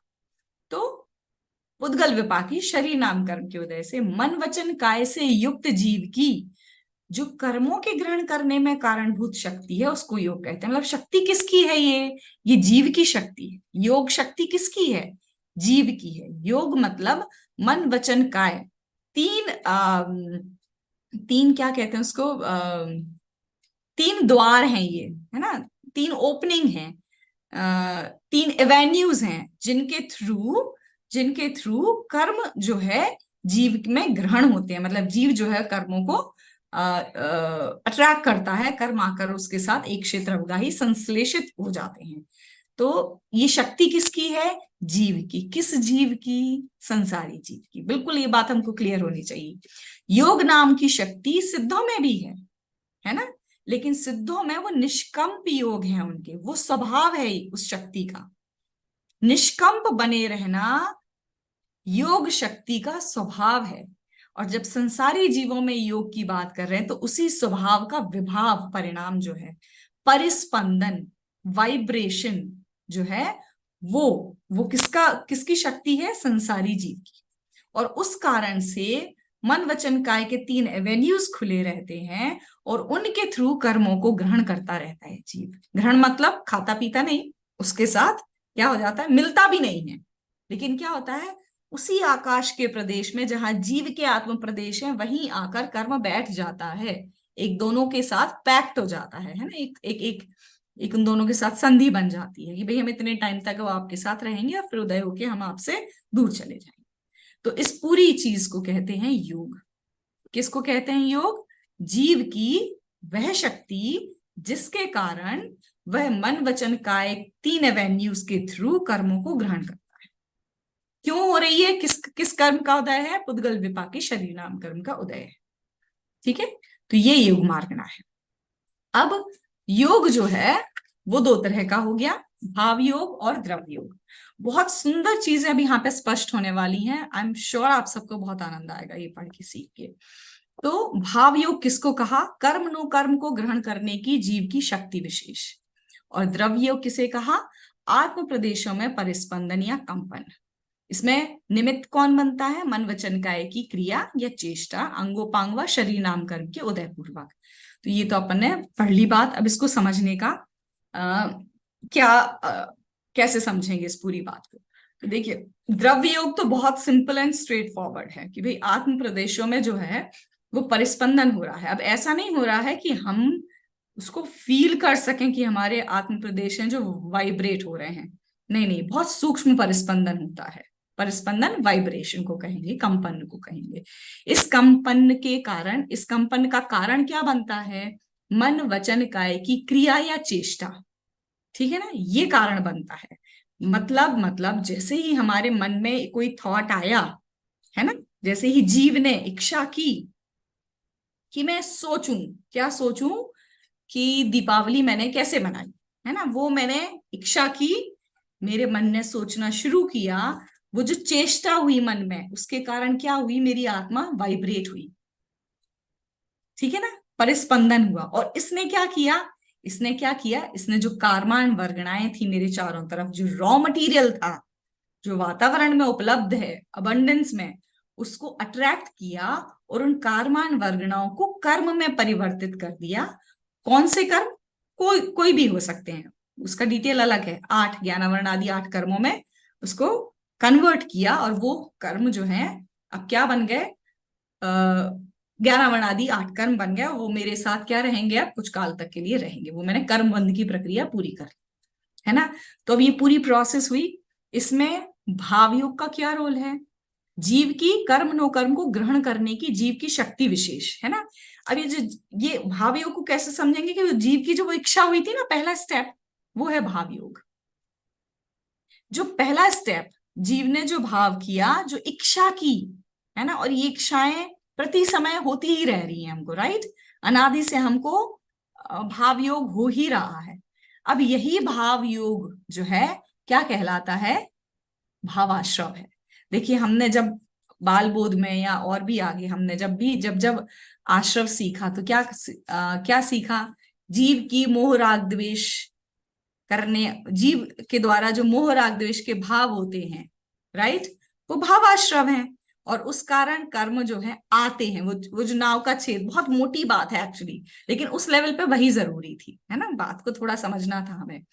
तो वो जो नाव का छेद था, वो उसको हमने द्रव्याश्रव के जैसे लिया था, राइट, कर्मों का आना।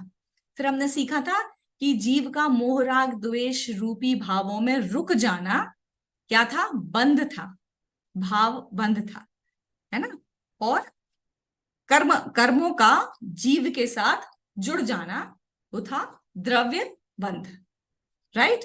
अब इस वाली डेफिनेशन को हम थोड़ी देर साइड में रख देते हैं, राइट। बहुत मोटी बात थी, समझने के लिए अच्छी थी, वहीं से शुरुआत की जाती है, कोई उसमें दो राह नहीं है।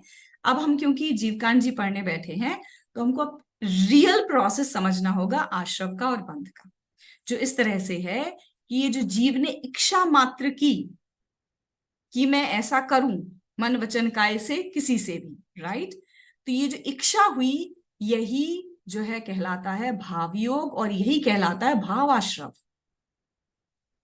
राइट, यही कहलाता है भावाश्रव। जो इच्छा का जो एक परिणाम हुआ, कर्म को ग्रहण करने की जीव की जो शक्ति विशेष है, वही भावयोग है, वही भावाश्रव है। और इस भाव से क्या हुआ? आत्म प्रदेशों में परिस्पंदन हुआ। आत्मा के प्रदेशों में परिस्पंदन जो हुआ, जो वाइब्रेशन हुआ, इसने काम किया मैग्नेट का। किसके लिए? जो कारमान वर्गणाएं हमारे चारों तरफ पड़ी हुई हैं।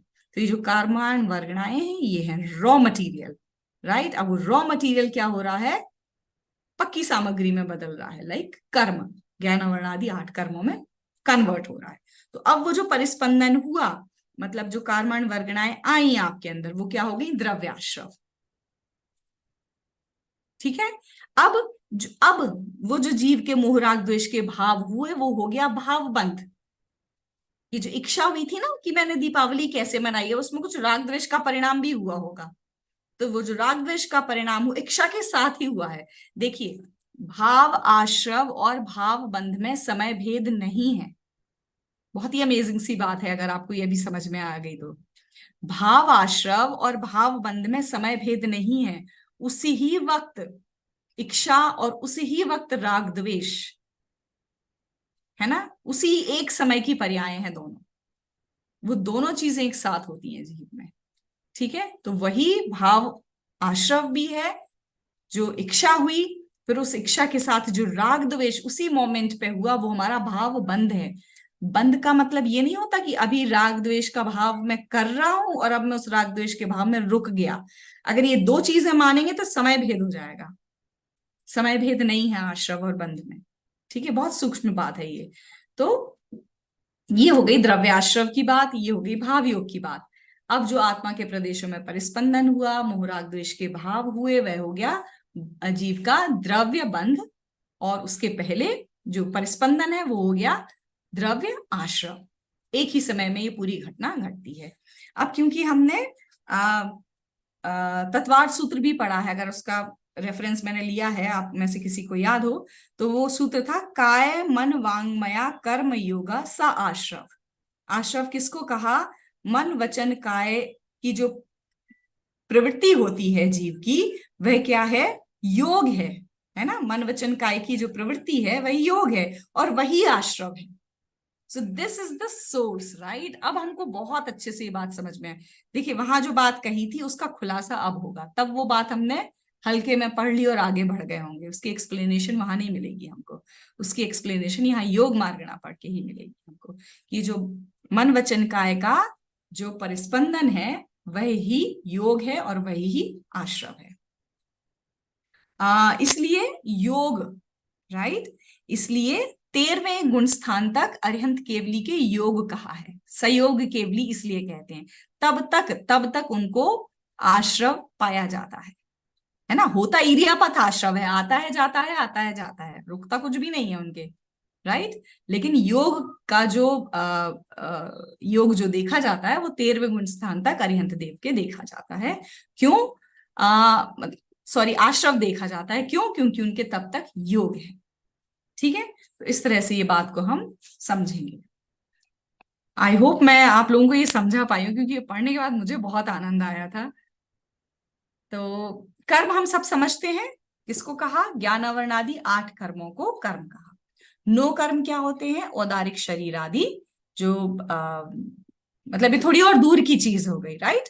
अपने जैसे शरीर तो पूरी तरह से हमें भिन्न पता ही चलता है ना, और शरीर हुआ, स्त्री पुत्र मकान दुकान, जो भी हमारे बिलोंगिंग्स हैं वो सारे क्या कहलाते हैं? 9 कर्म कहलाते हैं। तो कर्म वर्गणा किसको कहा और नो कर्म वर्गणा किसको कहा? कर्म वर्गणा कहा कर्मों को, जो कर्मों में कन्वर्ट हो रहा है ऐसा रॉ मटेरियल, मतलब ज्ञानावर्ण आदि 8 कर्म रूप होने योग्य वर्गणाएं कार्माण वर्गणाएं कहलाती हैं, राइट। जो रॉ मटेरियल कर्म में कन्वर्ट हो रहा है वो कार्माण वर्गणाएं। नो कर्म वर्गणाएं कौन सी होती हैं? 3 शरीर रूप होने योग्य आहार वर्गणा एवं तेजस शरीर रूप होने योग्य तेजस वर्गणा, है ना। मतलब वो रॉ मटेरियल जिससे शरीर बनेंगे 3 तरह के, कौन कौन से? औदारिक, वैक्रियक, आहारक, ठीक है। और तेजस शरीर के लिए तेजस वर्गणा अलग से मेंशन करी है। आहार वर्गणा से ही 3 शरीर बन जाते हैं। तो ये नो कर्म वर्गणा की बात हो गई। निधि जी सॉरी, आप कुछ प्रेजेंट कर रहे हो क्या? आपकी स्क्रीन प्रेजेंट नहीं है। ओह, मैंने शेयर नहीं की। तो इसके पहले वाला तो पूरा चार्ट था बुक में, फिर अभी आपने जो कर्म नो कर्म पढ़ना स्टार्ट किया वो नहीं है। गुड, आपने बता दिया, और मैं इसी उसमें कि मैं तो शेयर कर रही हूँ।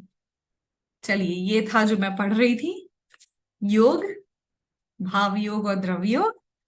फिर मैंने कर्म और नो कर्म का ये जो चार्ट था वो बताया। कर्म जो है वो कर्म वर्गणाओं से बन रहे हैं और नो कर्म जो है वो नो कर्म वर्गणाओं से बन रहे हैं।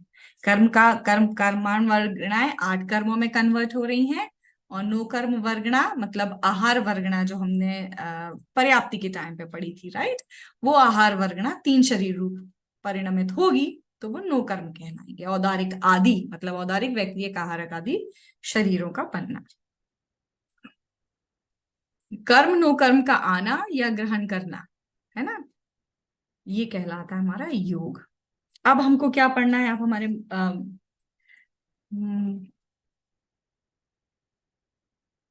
अरे मतलब का क्या है, एक चार्ट है ये। तो योग मार्गणा हमने समझ ली। अब हम देखेंगे योग मार्गणा में कितने टाइप्स होते हैं, जरूर पता होने चाहिए, बहुत मोटा मोटी हम इसको आज समझने की कोशिश कर रहे हैं। तो योग मार्गना के प्रकार 3 तरह के, मन योग, वचन योग, काय योग, ये तो हमको बिल्कुल आते हैं, कोई प्रॉब्लम ही नहीं है इसमें।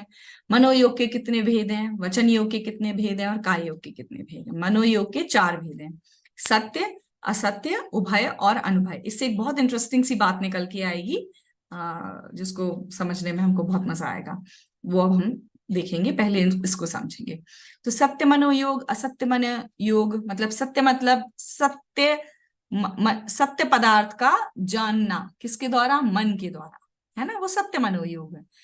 असत्य मनोयोग, वस्तुएं तो सब सत्य ही होती हैं, लेकिन उसका जब हम उल्टा ग्रहण करते हैं वो असत्य मनोयोग है। उभय मतलब सत्य और असत्य दोनों, ठीक है।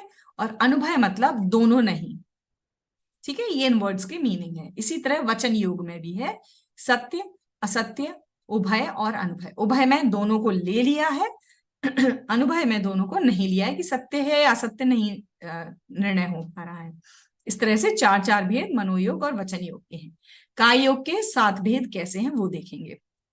औदारिक काय योग, औदारिक मिश्र काय योग, वैक्रियक काय योग, वैक्रियक मिश्र काय योग, आहारक काय योग, आहारक मिश्र काय योग, कारमान काय योग और सिर्फ कारमान, इसके साथ मिश्र नहीं होता है, ठीक है। और तेजस जो काय एक और होती है ना, वो उसको काय योग में लिया ही नहीं है। क्यों?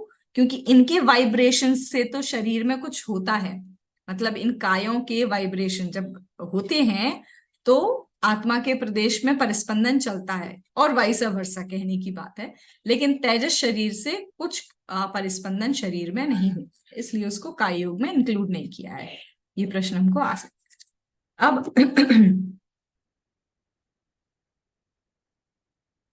अब जो मैं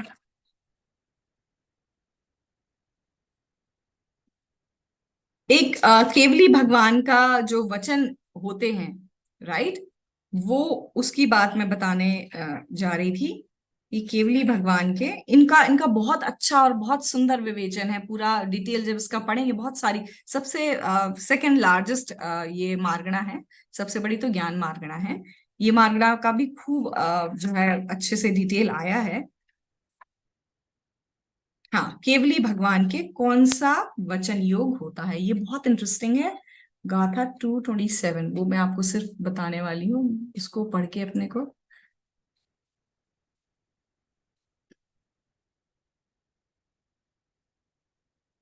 सुंदर विषय है इसका, लेकिन अपने काम का भी नहीं है, तो अपन थोड़ा शॉर्ट में कर लेते हैं। ये है गाथा, ये केवली भगवान को कौन सा वचन योग होता है ना। अनुभय और सत्य वचन योग होता है। अनुभय वचन योग कब तक होता है? केवली के वचन श्रोता के कानों में पहुंचने के पूर्व तक। क्लैरिटी नहीं है, बिल्कुल क्लैरिटी नहीं है ना, तो आप उसको सत्य ही की कैटेगरी में रखोगे ना असत्य। क्यों? क्योंकि ओमकार ध्वनि निकल रही है, तो उसको क्या कहा? अनुभय वचन योग कहा। अनक्षर रूप होती है क्योंकि केवली भगवान की वाणी, ठीक है। और फिर जो है, जब केवली के वचन श्रोता के कानों में पहुंच जाते हैं तो वो अक्षर रूप हो जाते हैं, और सत्य मतलब जो भी बात है वो सुनाई देती है, समझ में आती है, और केवली के वचन है तो सत्य ही होंगे, असत्य तो प्रश्न ही नहीं उठता। ये बहुत ही इंटरेस्टिंग सी बात बीच में आई थी, उसको मैंने यहाँ पर बताया। और जब इसको कभी डिटेल में पढ़ने का मौका मिले तो ये जो वाणियों के टाइप हैं, है ना, सत्य, असत्य, उभय, अनुभय, तो जितना भी व्यवहार में क्लेश है वो अनुभय टाइप की भाषा के कारण है। वो दे देना तो सामने वाला इरिटेट हो जाता है, पता नहीं क्या मांग रहे हैं, कोई क्लैरिटी नहीं है इनकी बात में, है ना। तो वहां से वो ले आना, तो ये अनुभय टाइप के वचन है ना, जिसमें ना सत्यता है ना मतलब आपको विषय ही नहीं क्लियर हो रहा है। तो अगर अपनी वाणी का व्यवहार स्पष्ट और सत्य हो तो बहुत सारी डेली लाइफ का जो कन्वर्सेशन है और जो डेली लाइफ के इश्यूज हैं वो सॉल्व हो सकते हैं। तो इस तरह की भाषा को अनुभय भाषा कहा जाता है। अब औदारिक काय हम थोड़ा सा समझ लेते हैं ताकि गाथा नंबर 233 हमको समझ में आ जाए। मन और वचन योग की बात हम इतने ही शॉर्ट में समझ के आगे बढ़ जाएंगे। औदारिक काय है ना, जो अब हमने मन योग वचन योग छोड़ दिया है, काय योग पे आ जाते हैं, क्योंकि ये थोड़ी सी यहाँ पर अपने मतलब की बात है।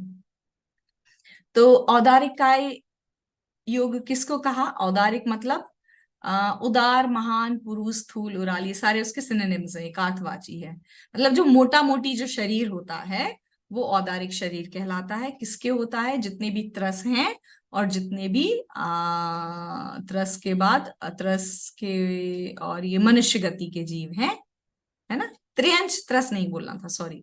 त्रियंश गति के जीव और मनुष्य गति के जीवों के शरीर औदारिक होते हैं, स्थूल होते हैं, मोटे होते हैं, विजिबल होते हैं।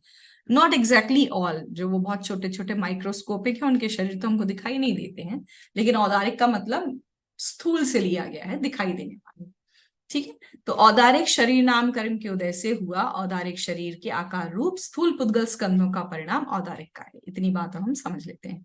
सूक्ष्म जीवों के औदारिक शरीर तो सूक्ष्म है, फिर उनको औदारिक कैसे कहेंगे, क्यों कहेंगे? देखिए बहुत सुंदर प्रश्न है। एक जो सूक्ष्म जीव होते हैं ना, बादर और सूक्ष्म वाले, है ना, तो सूक्ष्म जीवों के भी जो शरीर है वो किस टाइप के हैं? औदारिक की कैटेगरी में ही आएंगे। वो तो बहुत सूक्ष्म है, उनको क्यों औदारिक कहा? तो इसका उत्तर देते हैं आचार्य देव कि आगे के जो वैक्रियक आदि शरीर हैं उनसे यह शरीर स्थूल है। मतलब वो जो वैक्रियक शरीर आएंगे, देयर इज अ सीक्वेंस, पहले औदारिक, फिर वैक्रियक, राइट, फिर आहारक, फिर कारमान, फिर तेजस। मतलब सबसे सूक्ष्म शरीर जो होता है वो तेजस शरीर होता है। तो क्योंकि ये औदारिक शरीर है, ये इनसे भी सूक्ष्म वैक्रियक होने वाले हैं, इसलिए औदारिक को स्थूल कहा, चाहे वो सूक्ष्म जीवों के औदारिक शरीर क्यों ना हो। अब औदारिक शरीर, औदारिक काय योग किसको कहा? औदारिक शरीर के अवलंबन से जीव के प्रदेशों में परिस्पंदन का कारणभूत जो प्रयत्न होता है उसे औदारिक काय योग कहते हैं। ठीक है, इस बात को कैसे समझेंगे थोड़ा सा हम इस बात बिल्कुल काय मार्गणा योग मार्गणा के प्रारंभ में जाते हैं। तो विकास भैया की बात ही मैं फिर से कह रही हूँ कि जब तक हम योग मार्गणा नहीं समझेंगे ना, हमको कर्ता कर्म अधिकार भी समझ में नहीं आएगा। ये जो हो रहा है ना, जब हम देख रहे हैं, जब हम समझ रहे हैं कि जीव कर्ता नहीं है, राइट, और दिन रात हम कर रहे हैं, राइट, मैं बोल रही हूँ, मैं लिटरली बोल रही हूँ, लेकिन जीव बोलता नहीं है, यहाँ कुछ संधि बिठानी पड़ेगी, राइट। तो इस बात को समझाने के लिए एक एग्जाम्पल लिखा था मैंने, जिसको मैं बताने की कोशिश कर रही हूँ। अगर वो समझ लेंगे तो ये डेफिनेशन हमको समझ में आएगी, राइट। तो ये हाथ मैंने हिलाया, राइट, मैं हिला सकता हूँ, बहुत आसानी से हिल सकता है, राइट। अब हुआ क्या है एग्जैक्टली, प्रोसेस क्या है इसका? जीव ने इच्छा की कि मैं ये हाथ हिलाऊं। अब ये हमको पकड़ में नहीं आती इतनी बात, राइट, इतना फास्ट होता ना सब कुछ कि हमको पता नहीं चलता, लेकिन सबसे पहले जीव इच्छा करता है, और इसी को कहा है भाव योग, जो हमने पहली स्लाइड में देखा था, है ना। ये भाव योग है। जीव ने इच्छा की कि मैं हाथ हिलाऊं, फिर क्या हुआ? उसका चेष्टा रूप कुछ कार्य हुआ। किसमें कार्य हो रहा है? जीव में, आत्मा में, है ना। ये संसारी आत्मा है, राइट, इसमें कुछ चेष्टा होगी, कुछ कुछ एनर्जी आएगी और वो परिस्पंदन करेगी। पूरी आत्मा के प्रदेश जो है वो वाइब्रेट करेंगे। किस बात के लिए? कि मैं हाथ हिलाऊं, राइट। अब क्योंकि आत्मा का तो हाथ है नहीं, लेकिन इस वाइब्रेशन को एक्शन पार्ट में कौन बदलता है? शरीर, ठीक है। शरीर का, फिर शरीर का जो पार्ट है जो हाथ कहलाता है वो वाइब्रेट हो जाता है, वो हिल जाता है, वो उठ जाता है, ठीक है। तो ये 3 स्टेप में इस बात को हम समझेंगे।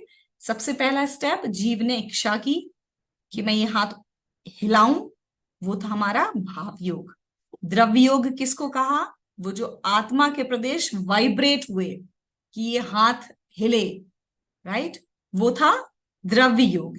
फिर उस द्रव्य योग जो परिस्पंदन हुआ आत्मा में, उसका, उस परिस्पंदन का कंप्लीशन कैसे होगा?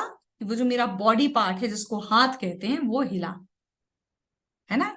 तो ये हो कैसे रहा है? जैसे हमने कपड़े पहने हैं और अगर हम यहाँ से मंदिर जाएंगे तो हमारे कपड़े भी हमारे साथ साथ चलते हैं ना, वैसे ही ये काम होता है। यहाँ जीव के आत्म प्रदेशों में परिस्पंदन होता है और उस रूप तदनुरूप वो शरीर है, उस तरह की वो क्रिया करता हुआ देखा जाता है, राइट। कर कौन रहा है? ये जीव की चेष्टा है।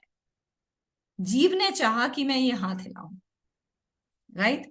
तो ये जो कर्ता कर्म अधिकार की जो बेस लाइन है कि जीव कर्ता नहीं है, किसका किसका कर्ता नहीं है? अपने अज्ञान भाव का तो करता है, अपने मोह राग द्वेष आदि का करता नहीं है। उससे भी और मोटी बात की ये जो शरीर की क्रिया है उसका करता नहीं है। कौन सा जीव? ज्ञानी जीव।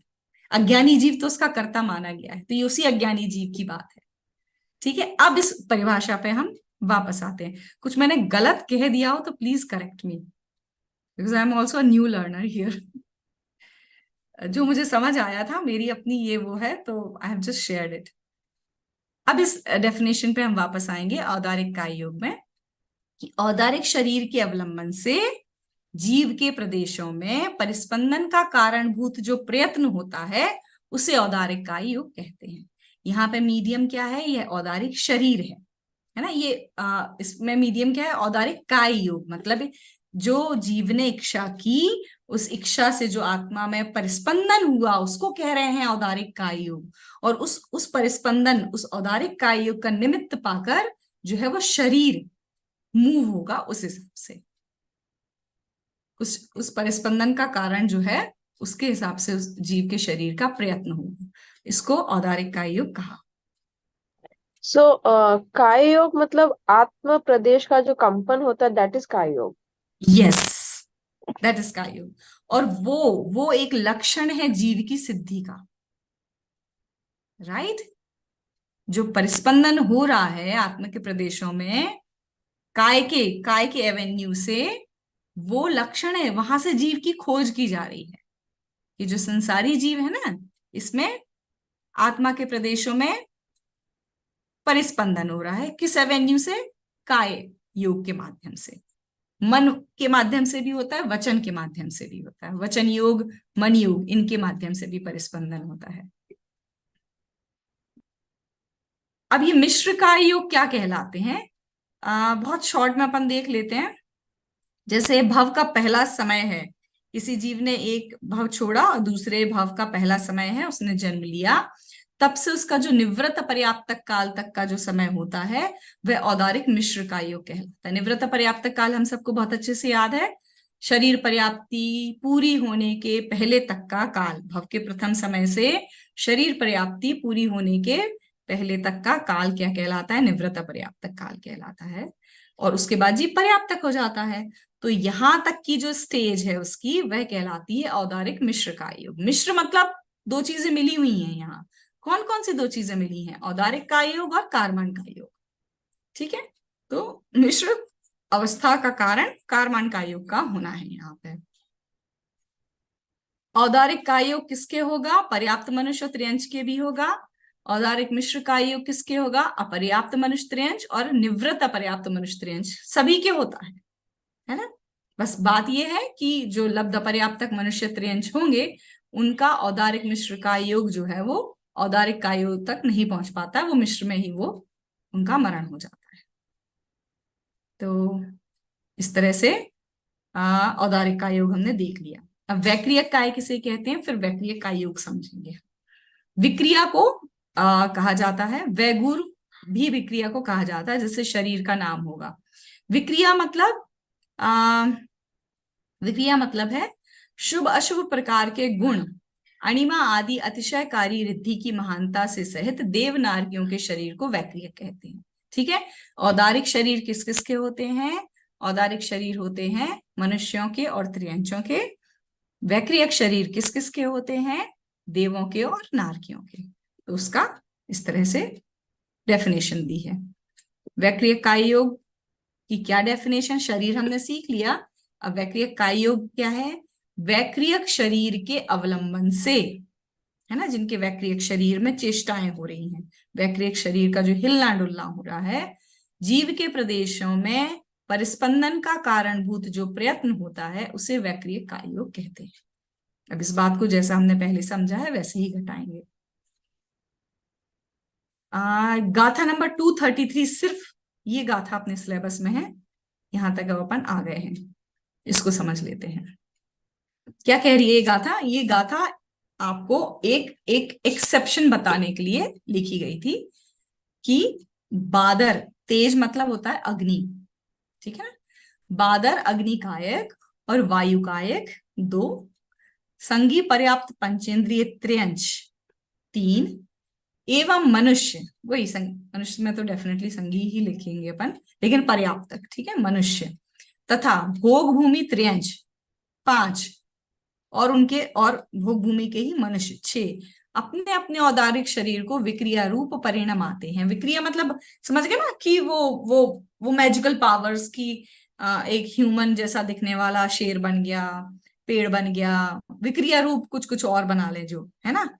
अब ये क्या कह रही है, ये गाथा क्या बता रही है, एक एक्सेप्शन है कि जो बादर, नॉट सूक्ष्म, है ना, बादर, अग्नि का एक, वायु का एक, संगी पर्याप्त पंचेंद्रिय त्रियंच, मनुष्य भोग भूमि के त्रियंच, और मनुष्य अपने अपने औदारिक शरीर को विक्रिया रूप परिणमाते हैं। इनके शरीर तो औदारिक ही होते हैं, लेकिन इनके अंदर विक्रिया करने की शक्ति पाई जा सकती है। नॉट ऑल, सभी कर लेंगे ऐसा नहीं लिखा है, ये लिखा है कि विक्रिया रूप परिणाम आते हैं, परिणमा सकते हैं कोई कोई, नॉट ऑल, है ना। जैसे हम देखते ना कि वो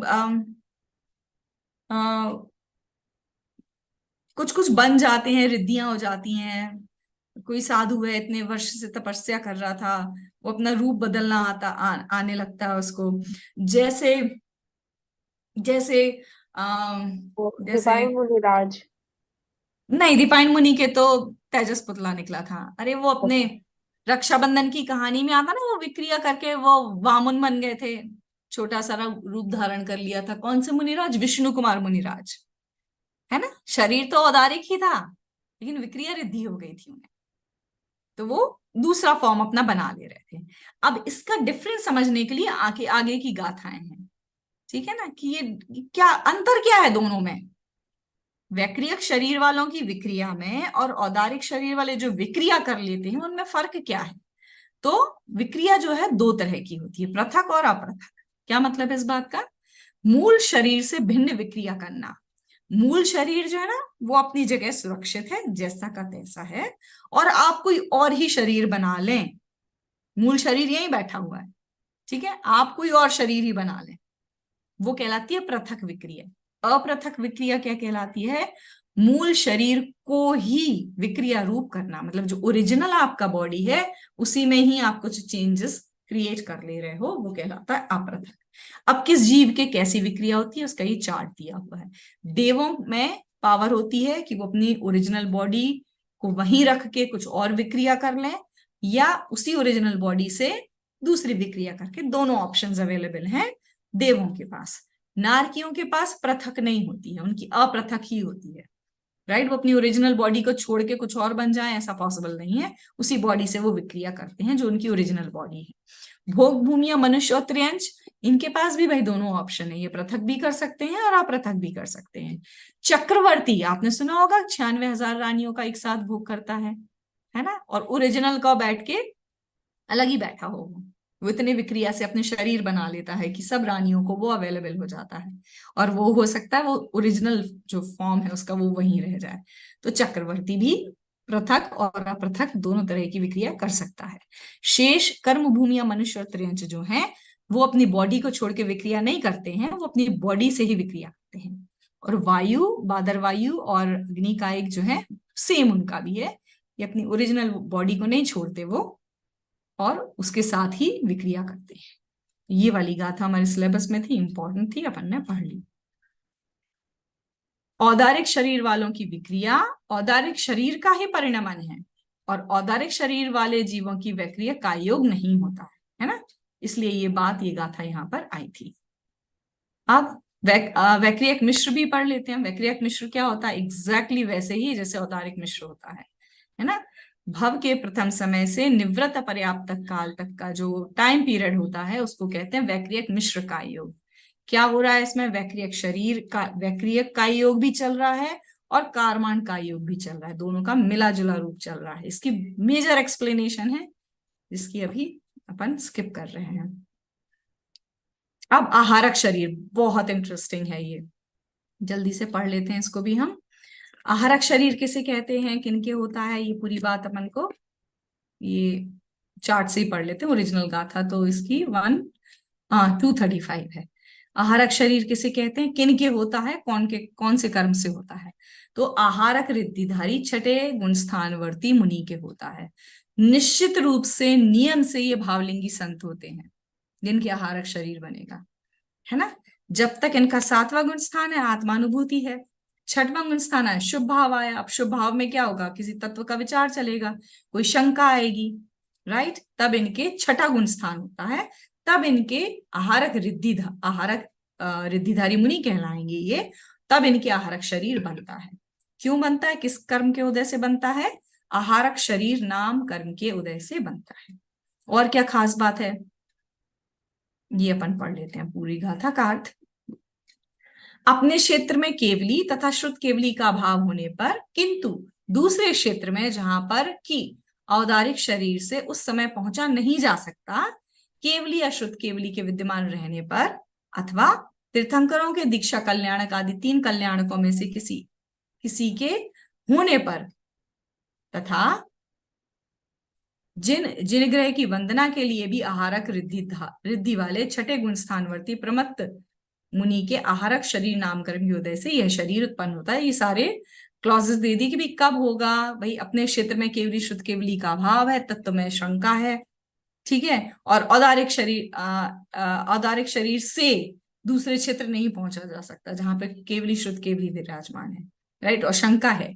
या तो एक ये कंडीशन बन सकती है, या किसी तीर्थंकर के दीक्षा कल्याणक में जाना हो, या 3 कल्याणक में से किसी एक कल्याणक में जाना हो, देखने का भाव आ गया तो, या किसी मंदिर की वंदना भी करनी हो, है ना, ऐसे भावलिंगी संत, सब शुभ भाव के परिणाम है, प्रमत्त दशा के वो है। तो वहां इस तरह की जब कंडीशंस हो तब आहारक शरीर बनता है। अब एक प्रश्न आना चाहिए कि कुंद आचार्य देव विदेह क्षेत्र गए थे तो क्या आहारक शरीर गया था उनका? नहीं, उनका औदारिक शरीर ही गया था। कैसे गया था उसकी एक अलग अपनी एक पूरी चर्चा है। तो अब ये जो आहारक शरीर है वो होता कैसा है? यह आहारक शरीर रसादिक धातु और सहननों से रहित, ये पर्टिकुलर्स पे मत जाना आप लोग, थोड़ा इनका डिटेल ज्यादा है, समचतुर संस्थान से युक्त एवं चंद्रकांत मणि के समान श्वेत और शुभ नाम कर्म के उदय से शुभ अवयवों से युक्त होता है। क्या समझना है? बहुत बहुत चमकदार, है ना, चंद्रकांत मणि के समान श्वेत और शुभ शुभ है ये। और जो वो दीपायन मुनि को निकला था ना, वो अशुभ तेजस नाम कर्म के उदय, ये आहारक शरीर है, वो तेजस पुतला निकलता है, ठीक है। वो भी 2 टाइप के होते हैं, शुभ और अशुभ, ठीक है। शुभ नाम कर्म के उदय से होता है ये। कितना साइज कितना होता है? 1 हस्त प्रमाण, मतलब लगभग 1 फीट। और आहारक शरीर आदि प्रशस्त नाम कर्म के उदय से उत्तमांग शिर में से उत्पन्न, सिर में से, है ना, उत्तम अंग कौन सा है बॉडी का? अपना हेड पार्ट, वहां से 1 हाथ प्रमाण उज्ज्वल मणि के समान श्वेत शुभ नाम कर्म के उदय से ये पुतला निकलता है। श्वेत वर्ण होता है, सम चतुर संस्थान होता है, न किसी से रुकता है न किसी को रोकता है, बाधा रहित, सप्त धातु और सहनन से रहित, है ना, मतलब ब्लड और मांस उसमें नहीं होता है। सप्त धातु रहित का मतलब ये होता है, शुभ तेजस शुभ आहारक शरीर जो है वो निकलता है। और एक अंतर्मुहूर्त, जघन्य और उत्कृष्ट स्थिति कितनी है? अंतर्मुहूर्त काल प्रमाण है। छोटा अंतर्मुहूर्त आवली प्लस कितने 6 समय का होता है, उत्कृष्ट अंतर्मुहूर्त 2 समय कम 48 मिनट, तो मैक्सिमम इतनी टाइम के लिए निकलेगा वो, है ना, और फिर वो वापस शरीर में आ सकता है। एक और इंटरेस्टिंग फैक्टर, आहारक शरीर पर्याप्ति के पूर्ण होने पर कदाचित आहारक रिद्धि वाले मुनि का मरण भी हो सकता है। यहाँ पुतला निकला, हो सकता वहां पहुंच ही ना पाए, पहुंच गए हैं तो उस अंतर्मुहूर्त के लिए निकले हैं, लेकिन कब वहां मरण आयु पूर्ण हो जाए, राइट, तो वो पूरा जो आत्मा का प्रदेश वहां तक फैला रहता है, तो मरण संभव है। हाँ, आहारक काय योगी के मरण हो सकता है, लेकिन आहारक मिश्र काय योग का मरण, अब मिश्र काय योग फिर से समझ लेते हैं। वही आहारक शरीर बन रहा है लेकिन उसका जो पर्याप्तियां पूरी हुई, जैसे जैसे औदारिक शरीर की 6 पर्याप्तियां पूरी होती है ना जब औदारिक शरीर बनता है, ऐसे ही आहारक शरीर बन रहा है ना, तो उसका भी निवृत्ति काल, इसका चार्ट ये है। आहारक शरीर प्रारंभ करने का प्रथम समय और निवृत्त पर्याप्तक दशा होगी, यहाँ भी इस दशा को क्या कहेंगे, आहारक मिश्र का योग। तो इस मिश्र का योग में मरण नहीं होगा जब तक पूरी पर्याप्ति नहीं हो जाती, जब तक मरण नहीं होगा, लेकिन जैसे ही पर्याप्ति पूरी हुई मरण संभव है। तो इस तरह से हमने आहारक काय योग और आहारक मिश्र काय योग भी समझ लिया। अब तेजस काय योग क्यों नहीं होता, क्योंकि तेजस शरीर के अवलंबन से कोई प्रदेश परिस्पंदन नहीं होता, इतना सूक्ष्म है कि इससे कोई प्रदेश परिस्पंदन नहीं होता, इसलिए तेजस शरीर संबंधी कोई काय योग नहीं पाया जाता। तो इस तरह से ये योग मार्गना पूरी हुई। निधि जी, बहुत प्रश्न कोशिश है। कर जी। जी सॉरी, प्लीज कंटिन्यू कीजिए, फिर मैं पूछता हूँ। नहीं नहीं, वो मेरे मनोभाव थे कि मैंने कोशिश तो की है। थोड़ा कठिन विषय है, 2-3 बार पढ़ के ही समझ में आता है, और मैंने कई बार पढ़ लिया तब मैं कुछ कहने लायक स्थिति में हूँ। आई होप कि आप लोगों को समझ में आया हो। दोबारा पूछ सकते हैं, दोबारा पढ़ सकते हैं, जितना मुझे पता होगा वो बताऊंगी। बाकी विकास जी भैया की रिकॉर्डिंग्स हैं, अगर आपको वहां से डिटेल में समझना हो तो। विषय बहुत इंटरेस्टिंग है, जिस तरह से वो पढ़ाते हैं, he makes it very simple. लेकिन एक बार में समझ में आ जाए इसकी कोई गारंटी नहीं होती है, इसलिए आप लोग बिल्कुल मत घबराइए। यही हमने सुना था, जब पहली बार सुनते हैं ना तो लगभग चीजें ऊपर से चली जाती हैं, लेकिन जब दोबारा सुनते हैं ना उसको, तो कुछ जो पजल के पीसेस है ना वो फिट होने शुरू होते हैं। सो बिल्कुल भी किसी तरह की दुर्भाव मन में मत लाइए कि नहीं समझ आया। जितना आया उतना सही, एग्जाम के लिए तो बहुत सारा समझा दिया है मैंने। बस यही कहना था जी। प्रश्न मेरा ये था कि जब भी मंद कषाय के परिणाम जब भी हम बोलते हैं, तभी ऐसा, अभी ये जो अभी योग मार्गणा का पढ़ा, तो जो आत्म प्रदेश का कंपन की जो बात थी, तो वो that the intensity may be somewhat different, vibration yes frequency. Definitely, yes या यस ओके। यस, मंद कषाय में डेफिनेटली कम होती है वो वाइब्रेशन, तभी तो कम आश्रव हो रहा है ना अरिहंत भगवान को। जी जी जी जी, ओके। राइट, वो कषाय तो बची नहीं है उनके, राइट, लेकिन योग अभी भी है, कषाय तो उनके बची ही नहीं है। और जैसे जैसे गुण स्थान आगे बढ़ते जाते हैं, अनंतानुबंधी जाती है, फिर अप्रत्याख्यान जाती है, फिर प्रत्याख्यान जाती है, फिर सिर्फ संजलन बचती है, भावलिंगी मुनिराज के सिर्फ संजलन कषाय बचती है, तब आश्रव जो है वो बहुत कम होता है, और उस आश्रव में पुण्य बंध ज्यादा होता है, पाप बंध घटता जाता है। मतलब जो पुराना स्टॉक है वो घटता जाता है, नया तो होता ही नहीं है।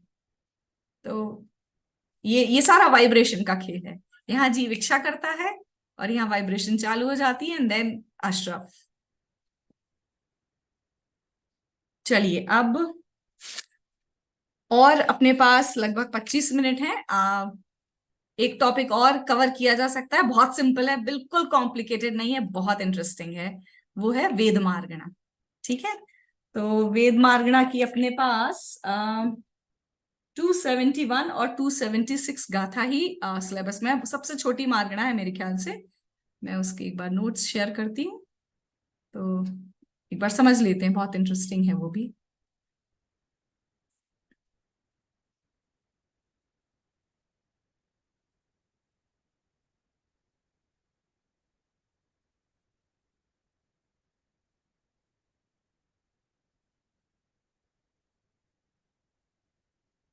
वेद शब्द से हम सभी परिचित हैं। जब हमने कहाँ पढ़ा था ये वर्ड, हमने पढ़ा था जब हम कषाय के, या कह लीजिए मोहिनी के भेद पढ़े होंगे ना हमने कहीं, मोहिनी के भेद, मोहिनी कर्म के, तो दर्शन मोहिनी है, चारित्र मोहिनी, दर्शन मोहिनी के 3 भेद, चारित्र मोहिनी के 25 भेद। तो उन 25 भेदों में कैसे हमने सीखे थे, अनंतानुबंधी की 4 क्रोधमान माया लोभ, अप्रत्याख्यानावरण की 4 क्रोधमान माया लोभ, प्रत्याख्यानावरण की 4 क्रोधमान माया लोभ। मैंने शेयर कर नहीं दिया ना, अभी नहीं किया, फिर से नहीं किया, ओके। और संजलन की क्रोधमान माया लोभ, ऐसी हमने 16 कषाय ये पढ़ी थी।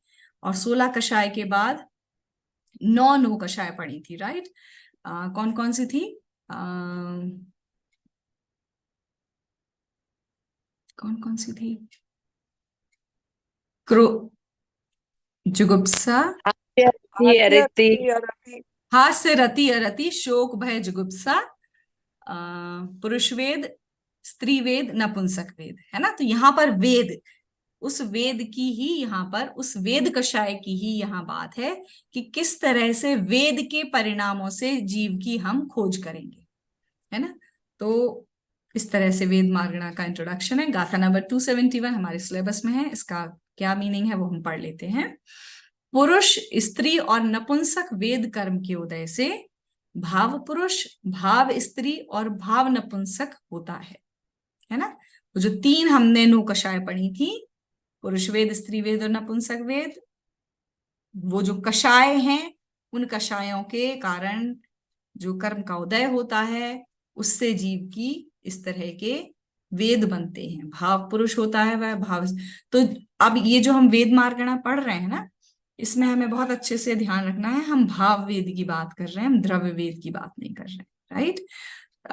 मतलब जो शरीर की रचना दिखाई देती है ना, जिसको हम देख के आइडेंटिफाई कर पाते हैं कि ये पुरुष है कि स्त्री है कि नपुंसक है, जो लक्षण देख के हम पहचान कर लेते हैं, हम उसकी बात नहीं कर रहे हैं यहाँ वेद मार्गणा में, हम जीव की बात कर रहे हैं, जीव के भाव की बात कर रहे हैं।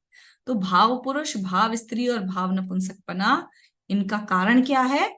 उस नाम कर्म का वेद, उस नाम कर्म का, उस वेद कर्म का उदय है, ठीक है ना। ये जो भाव हो रहे हैं उसका कारण क्या है? वो वेद कर्म उसका कारण है।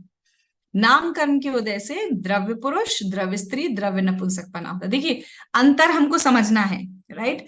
जो जीव में लस्ट का परिणाम है, जो मैथुन का परिणाम है, जो इस परिणाम को क्या कह रहे हैं? भाव पुरुष होना, भाव स्त्री होना, भाव नपुंसक होना। इसका कारण कौन सा दिया? वेद कर्म का उदय, वही वेद कर्म जिसको हमने पढ़ा है, वो कषाय के कारण जो कर्मोदय में आता है। लेकिन जो शरीर मिला है हमको, द्रव्य पुरुष का, द्रव्य स्त्री का, द्रव्य नपुंसक पने का, वो जो शरीर मिला है उसका कारण क्या है? नाम कर्म। बहुत डिफरेंट कर्म है इनके कारण, राइट। इनके कारण, इनका निमित्त कारण जो जो कर्म है वो बहुत डिफरेंट है। ये नाम कर्म के उदय के कारण शरीर की रचना हुई है, वो वेद कर्म के कारण जीव की वो फीलिंग्स आई। सो यह भाव वेद और द्रव्य वेद प्राय करके समान होता है, परंतु कहीं कहीं विषम भी होता है। इस बात को समझने के लिए आगे की 3-4 गाथाएं कि भाई इसमें क्या सार भरा है। क्या कह रहे हैं आचार्य देव? ये जो भाव वेद है और द्रव्य वेद, मतलब जैसा आपको बॉडी मिला है तदनुरूप उसका परिणाम प्रायः करके तो समान होता है। मतलब पूरे यूनिवर्स में 90% तो ये समान ही होता है, कहीं कहीं विषम होता है। मतलब बॉडी कुछ और है और फीलिंग्स उसमें के अंदर, परिणामों की जो दशा है वो कुछ और है। अब उसको हम समझ लेते हैं। वेद 2 प्रकार का हो गया, भाव वेद और द्रव्य वेद।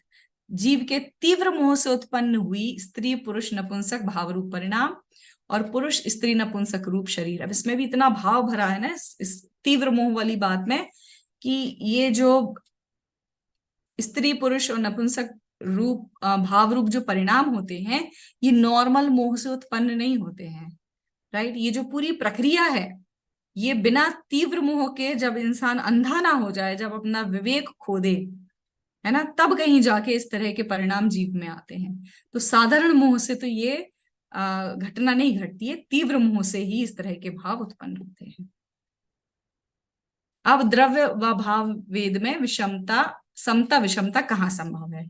समानता कहाँ होती है? मतलब ये बात हमारी समझ में आ गई ना कि द्रव्य भेद और भाव भेद की समानता या असमानता क्या हुई। मतलब जैसी बॉडी पुरुष की बॉडी है और उसमें रमण का परिणाम स्त्री से है, ये तो हो गई समानता, राइट। ये नेचर, मतलब ये जो नेचर है ये कॉमन है। ये जो परिणाम है जिस तरह की बॉडी का, ये कॉमन है, इसको समता कहते हैं, राइट। किस किस के हो रही है? देवों की, ठीक है। अपन ने जीव समास में पढ़ा था, देवों में स्त्री वेदी और पुरुष वेदी होते हैं, उनके शरीर भी, उनके द्रव्य वेद भी स्त्री वेदी और पुरुष वेदी ही होते हैं। नार की नपुंसक होते हैं, नपुंसकों जैसे ही उनके परिणाम होते हैं, कोई प्रॉब्लम नहीं आती। भोग भूमि के मनुष्य त्रियंच जो होते हैं उनके भी वहां पे भी नपुंसक नहीं है, राइट। तो जो स्त्री और पुरुष वेदी हैं उनके वैसे वैसे शरीर और उनके तदनुरूप वैसे वैसे परिणाम है। एक इंद्रिय से लेके विकलेंद्रिय त्रियंच, मतलब 1 2 3 4 इंद्रिय तक के जो त्रियंच होते हैं वो सभी नपुंसक होते हैं और उनके परिणाम स्त्री और पुरुष दोनों से आ, दोनों से रमण के भाव इनमें होते हैं। सम्मूर्छन मनुष्य एवं त्रियंच ये नियम से, सम्मूर्छन मनुष्य तो नियम से नपुंसक होते हैं, त्रियंचों में पंचेंद्रियों में स्त्री पुरुष का भेद हो सकता है। तो जैसे ये है वैसे वैसे इनके परिणाम होते हैं। विषमता कहाँ है? कर्म भूमि के मनुष्य और त्रियंचों में विषमता पाई जाती है।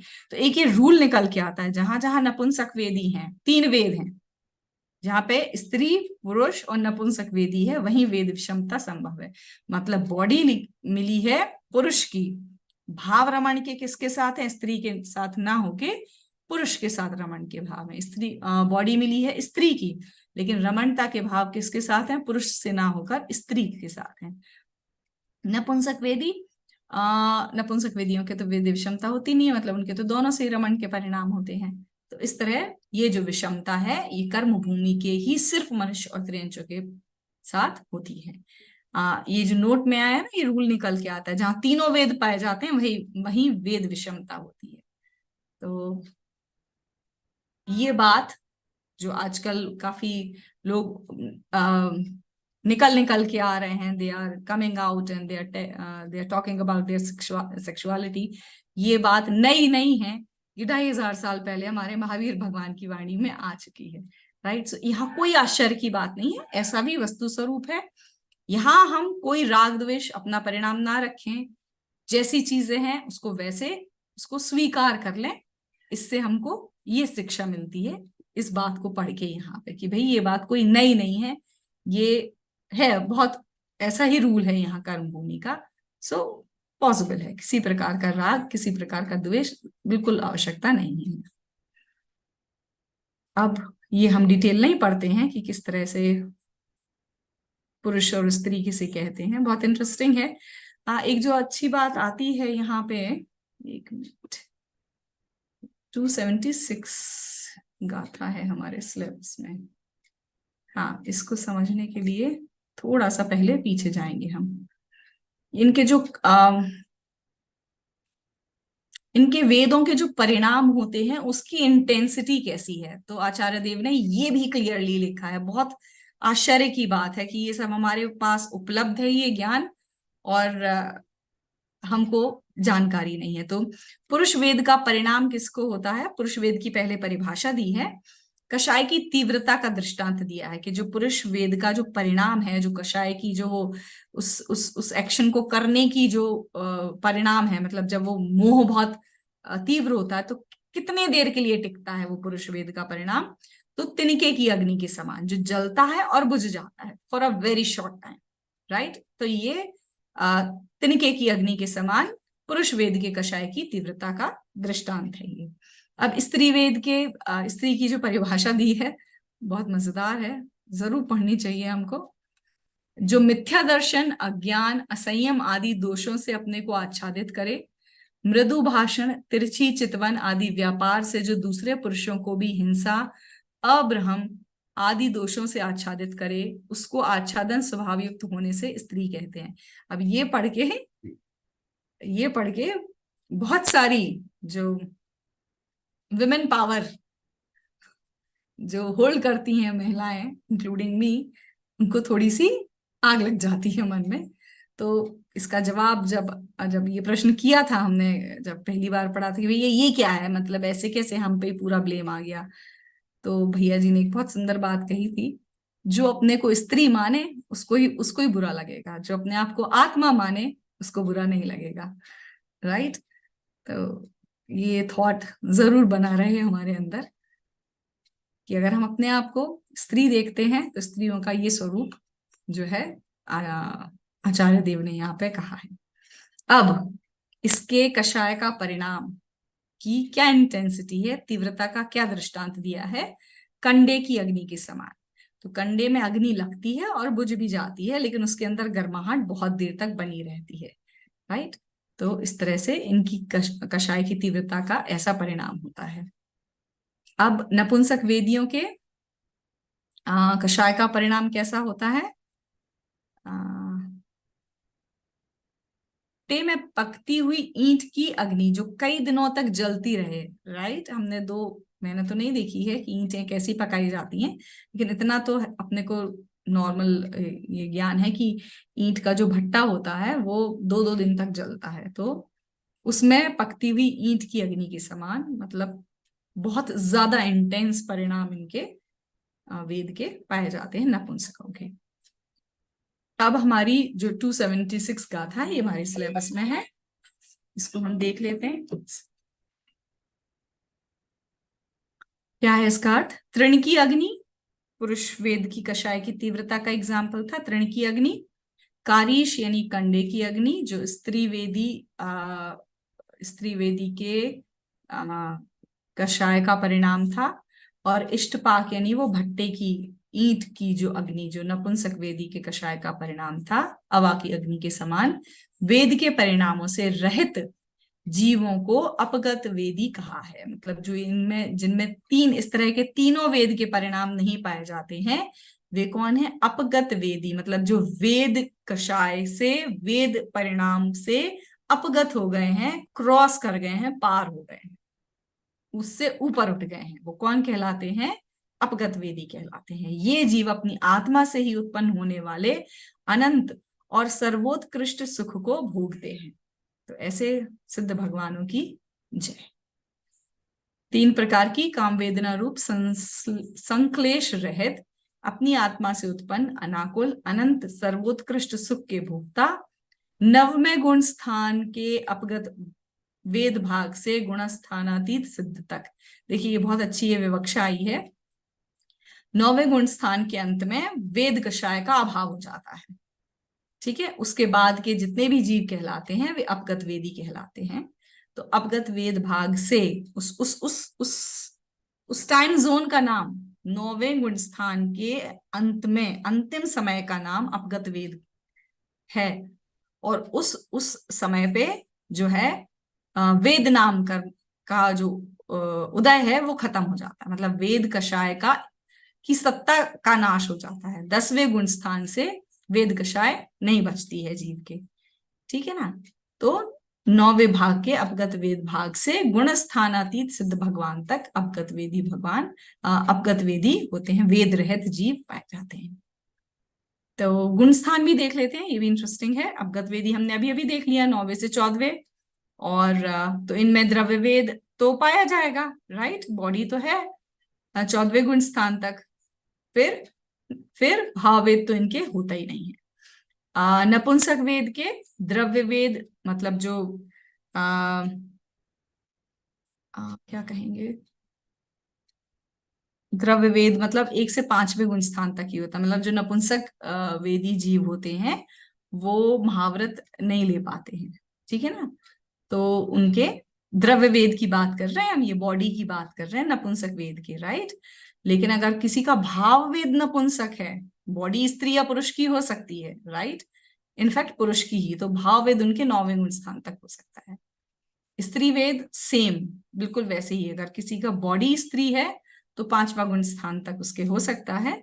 और भावों से कोई स्त्री वेदी है, लेकिन बॉडी किसकी होनी चाहिए? 9वां गुण स्थान तक कौन जा सकता है? सिर्फ पुरुष ही, मुनिराज ही हो सकते हैं।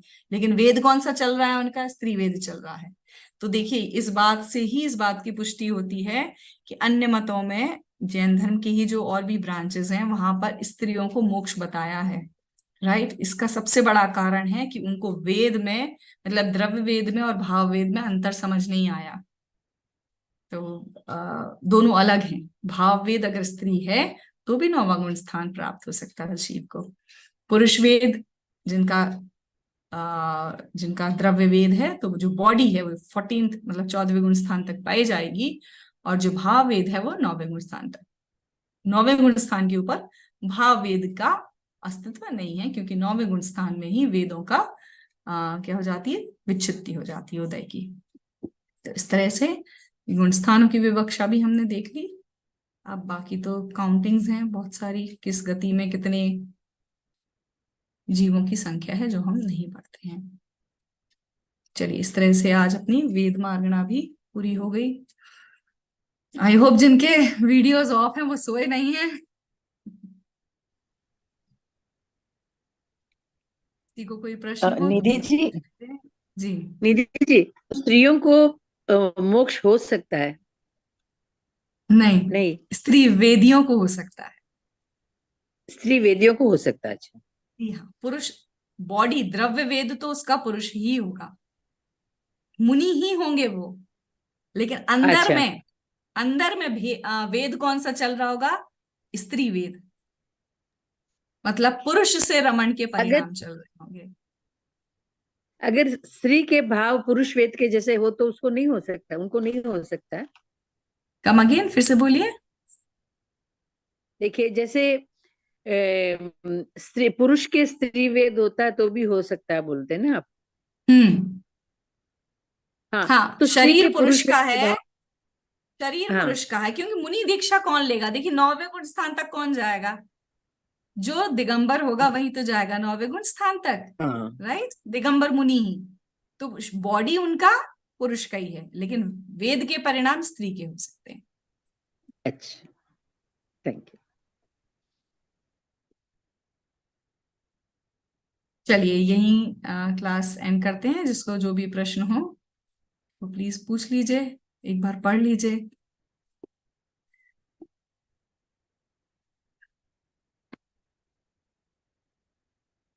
निज निधि निज में बताई, यह अनंत उपकार है।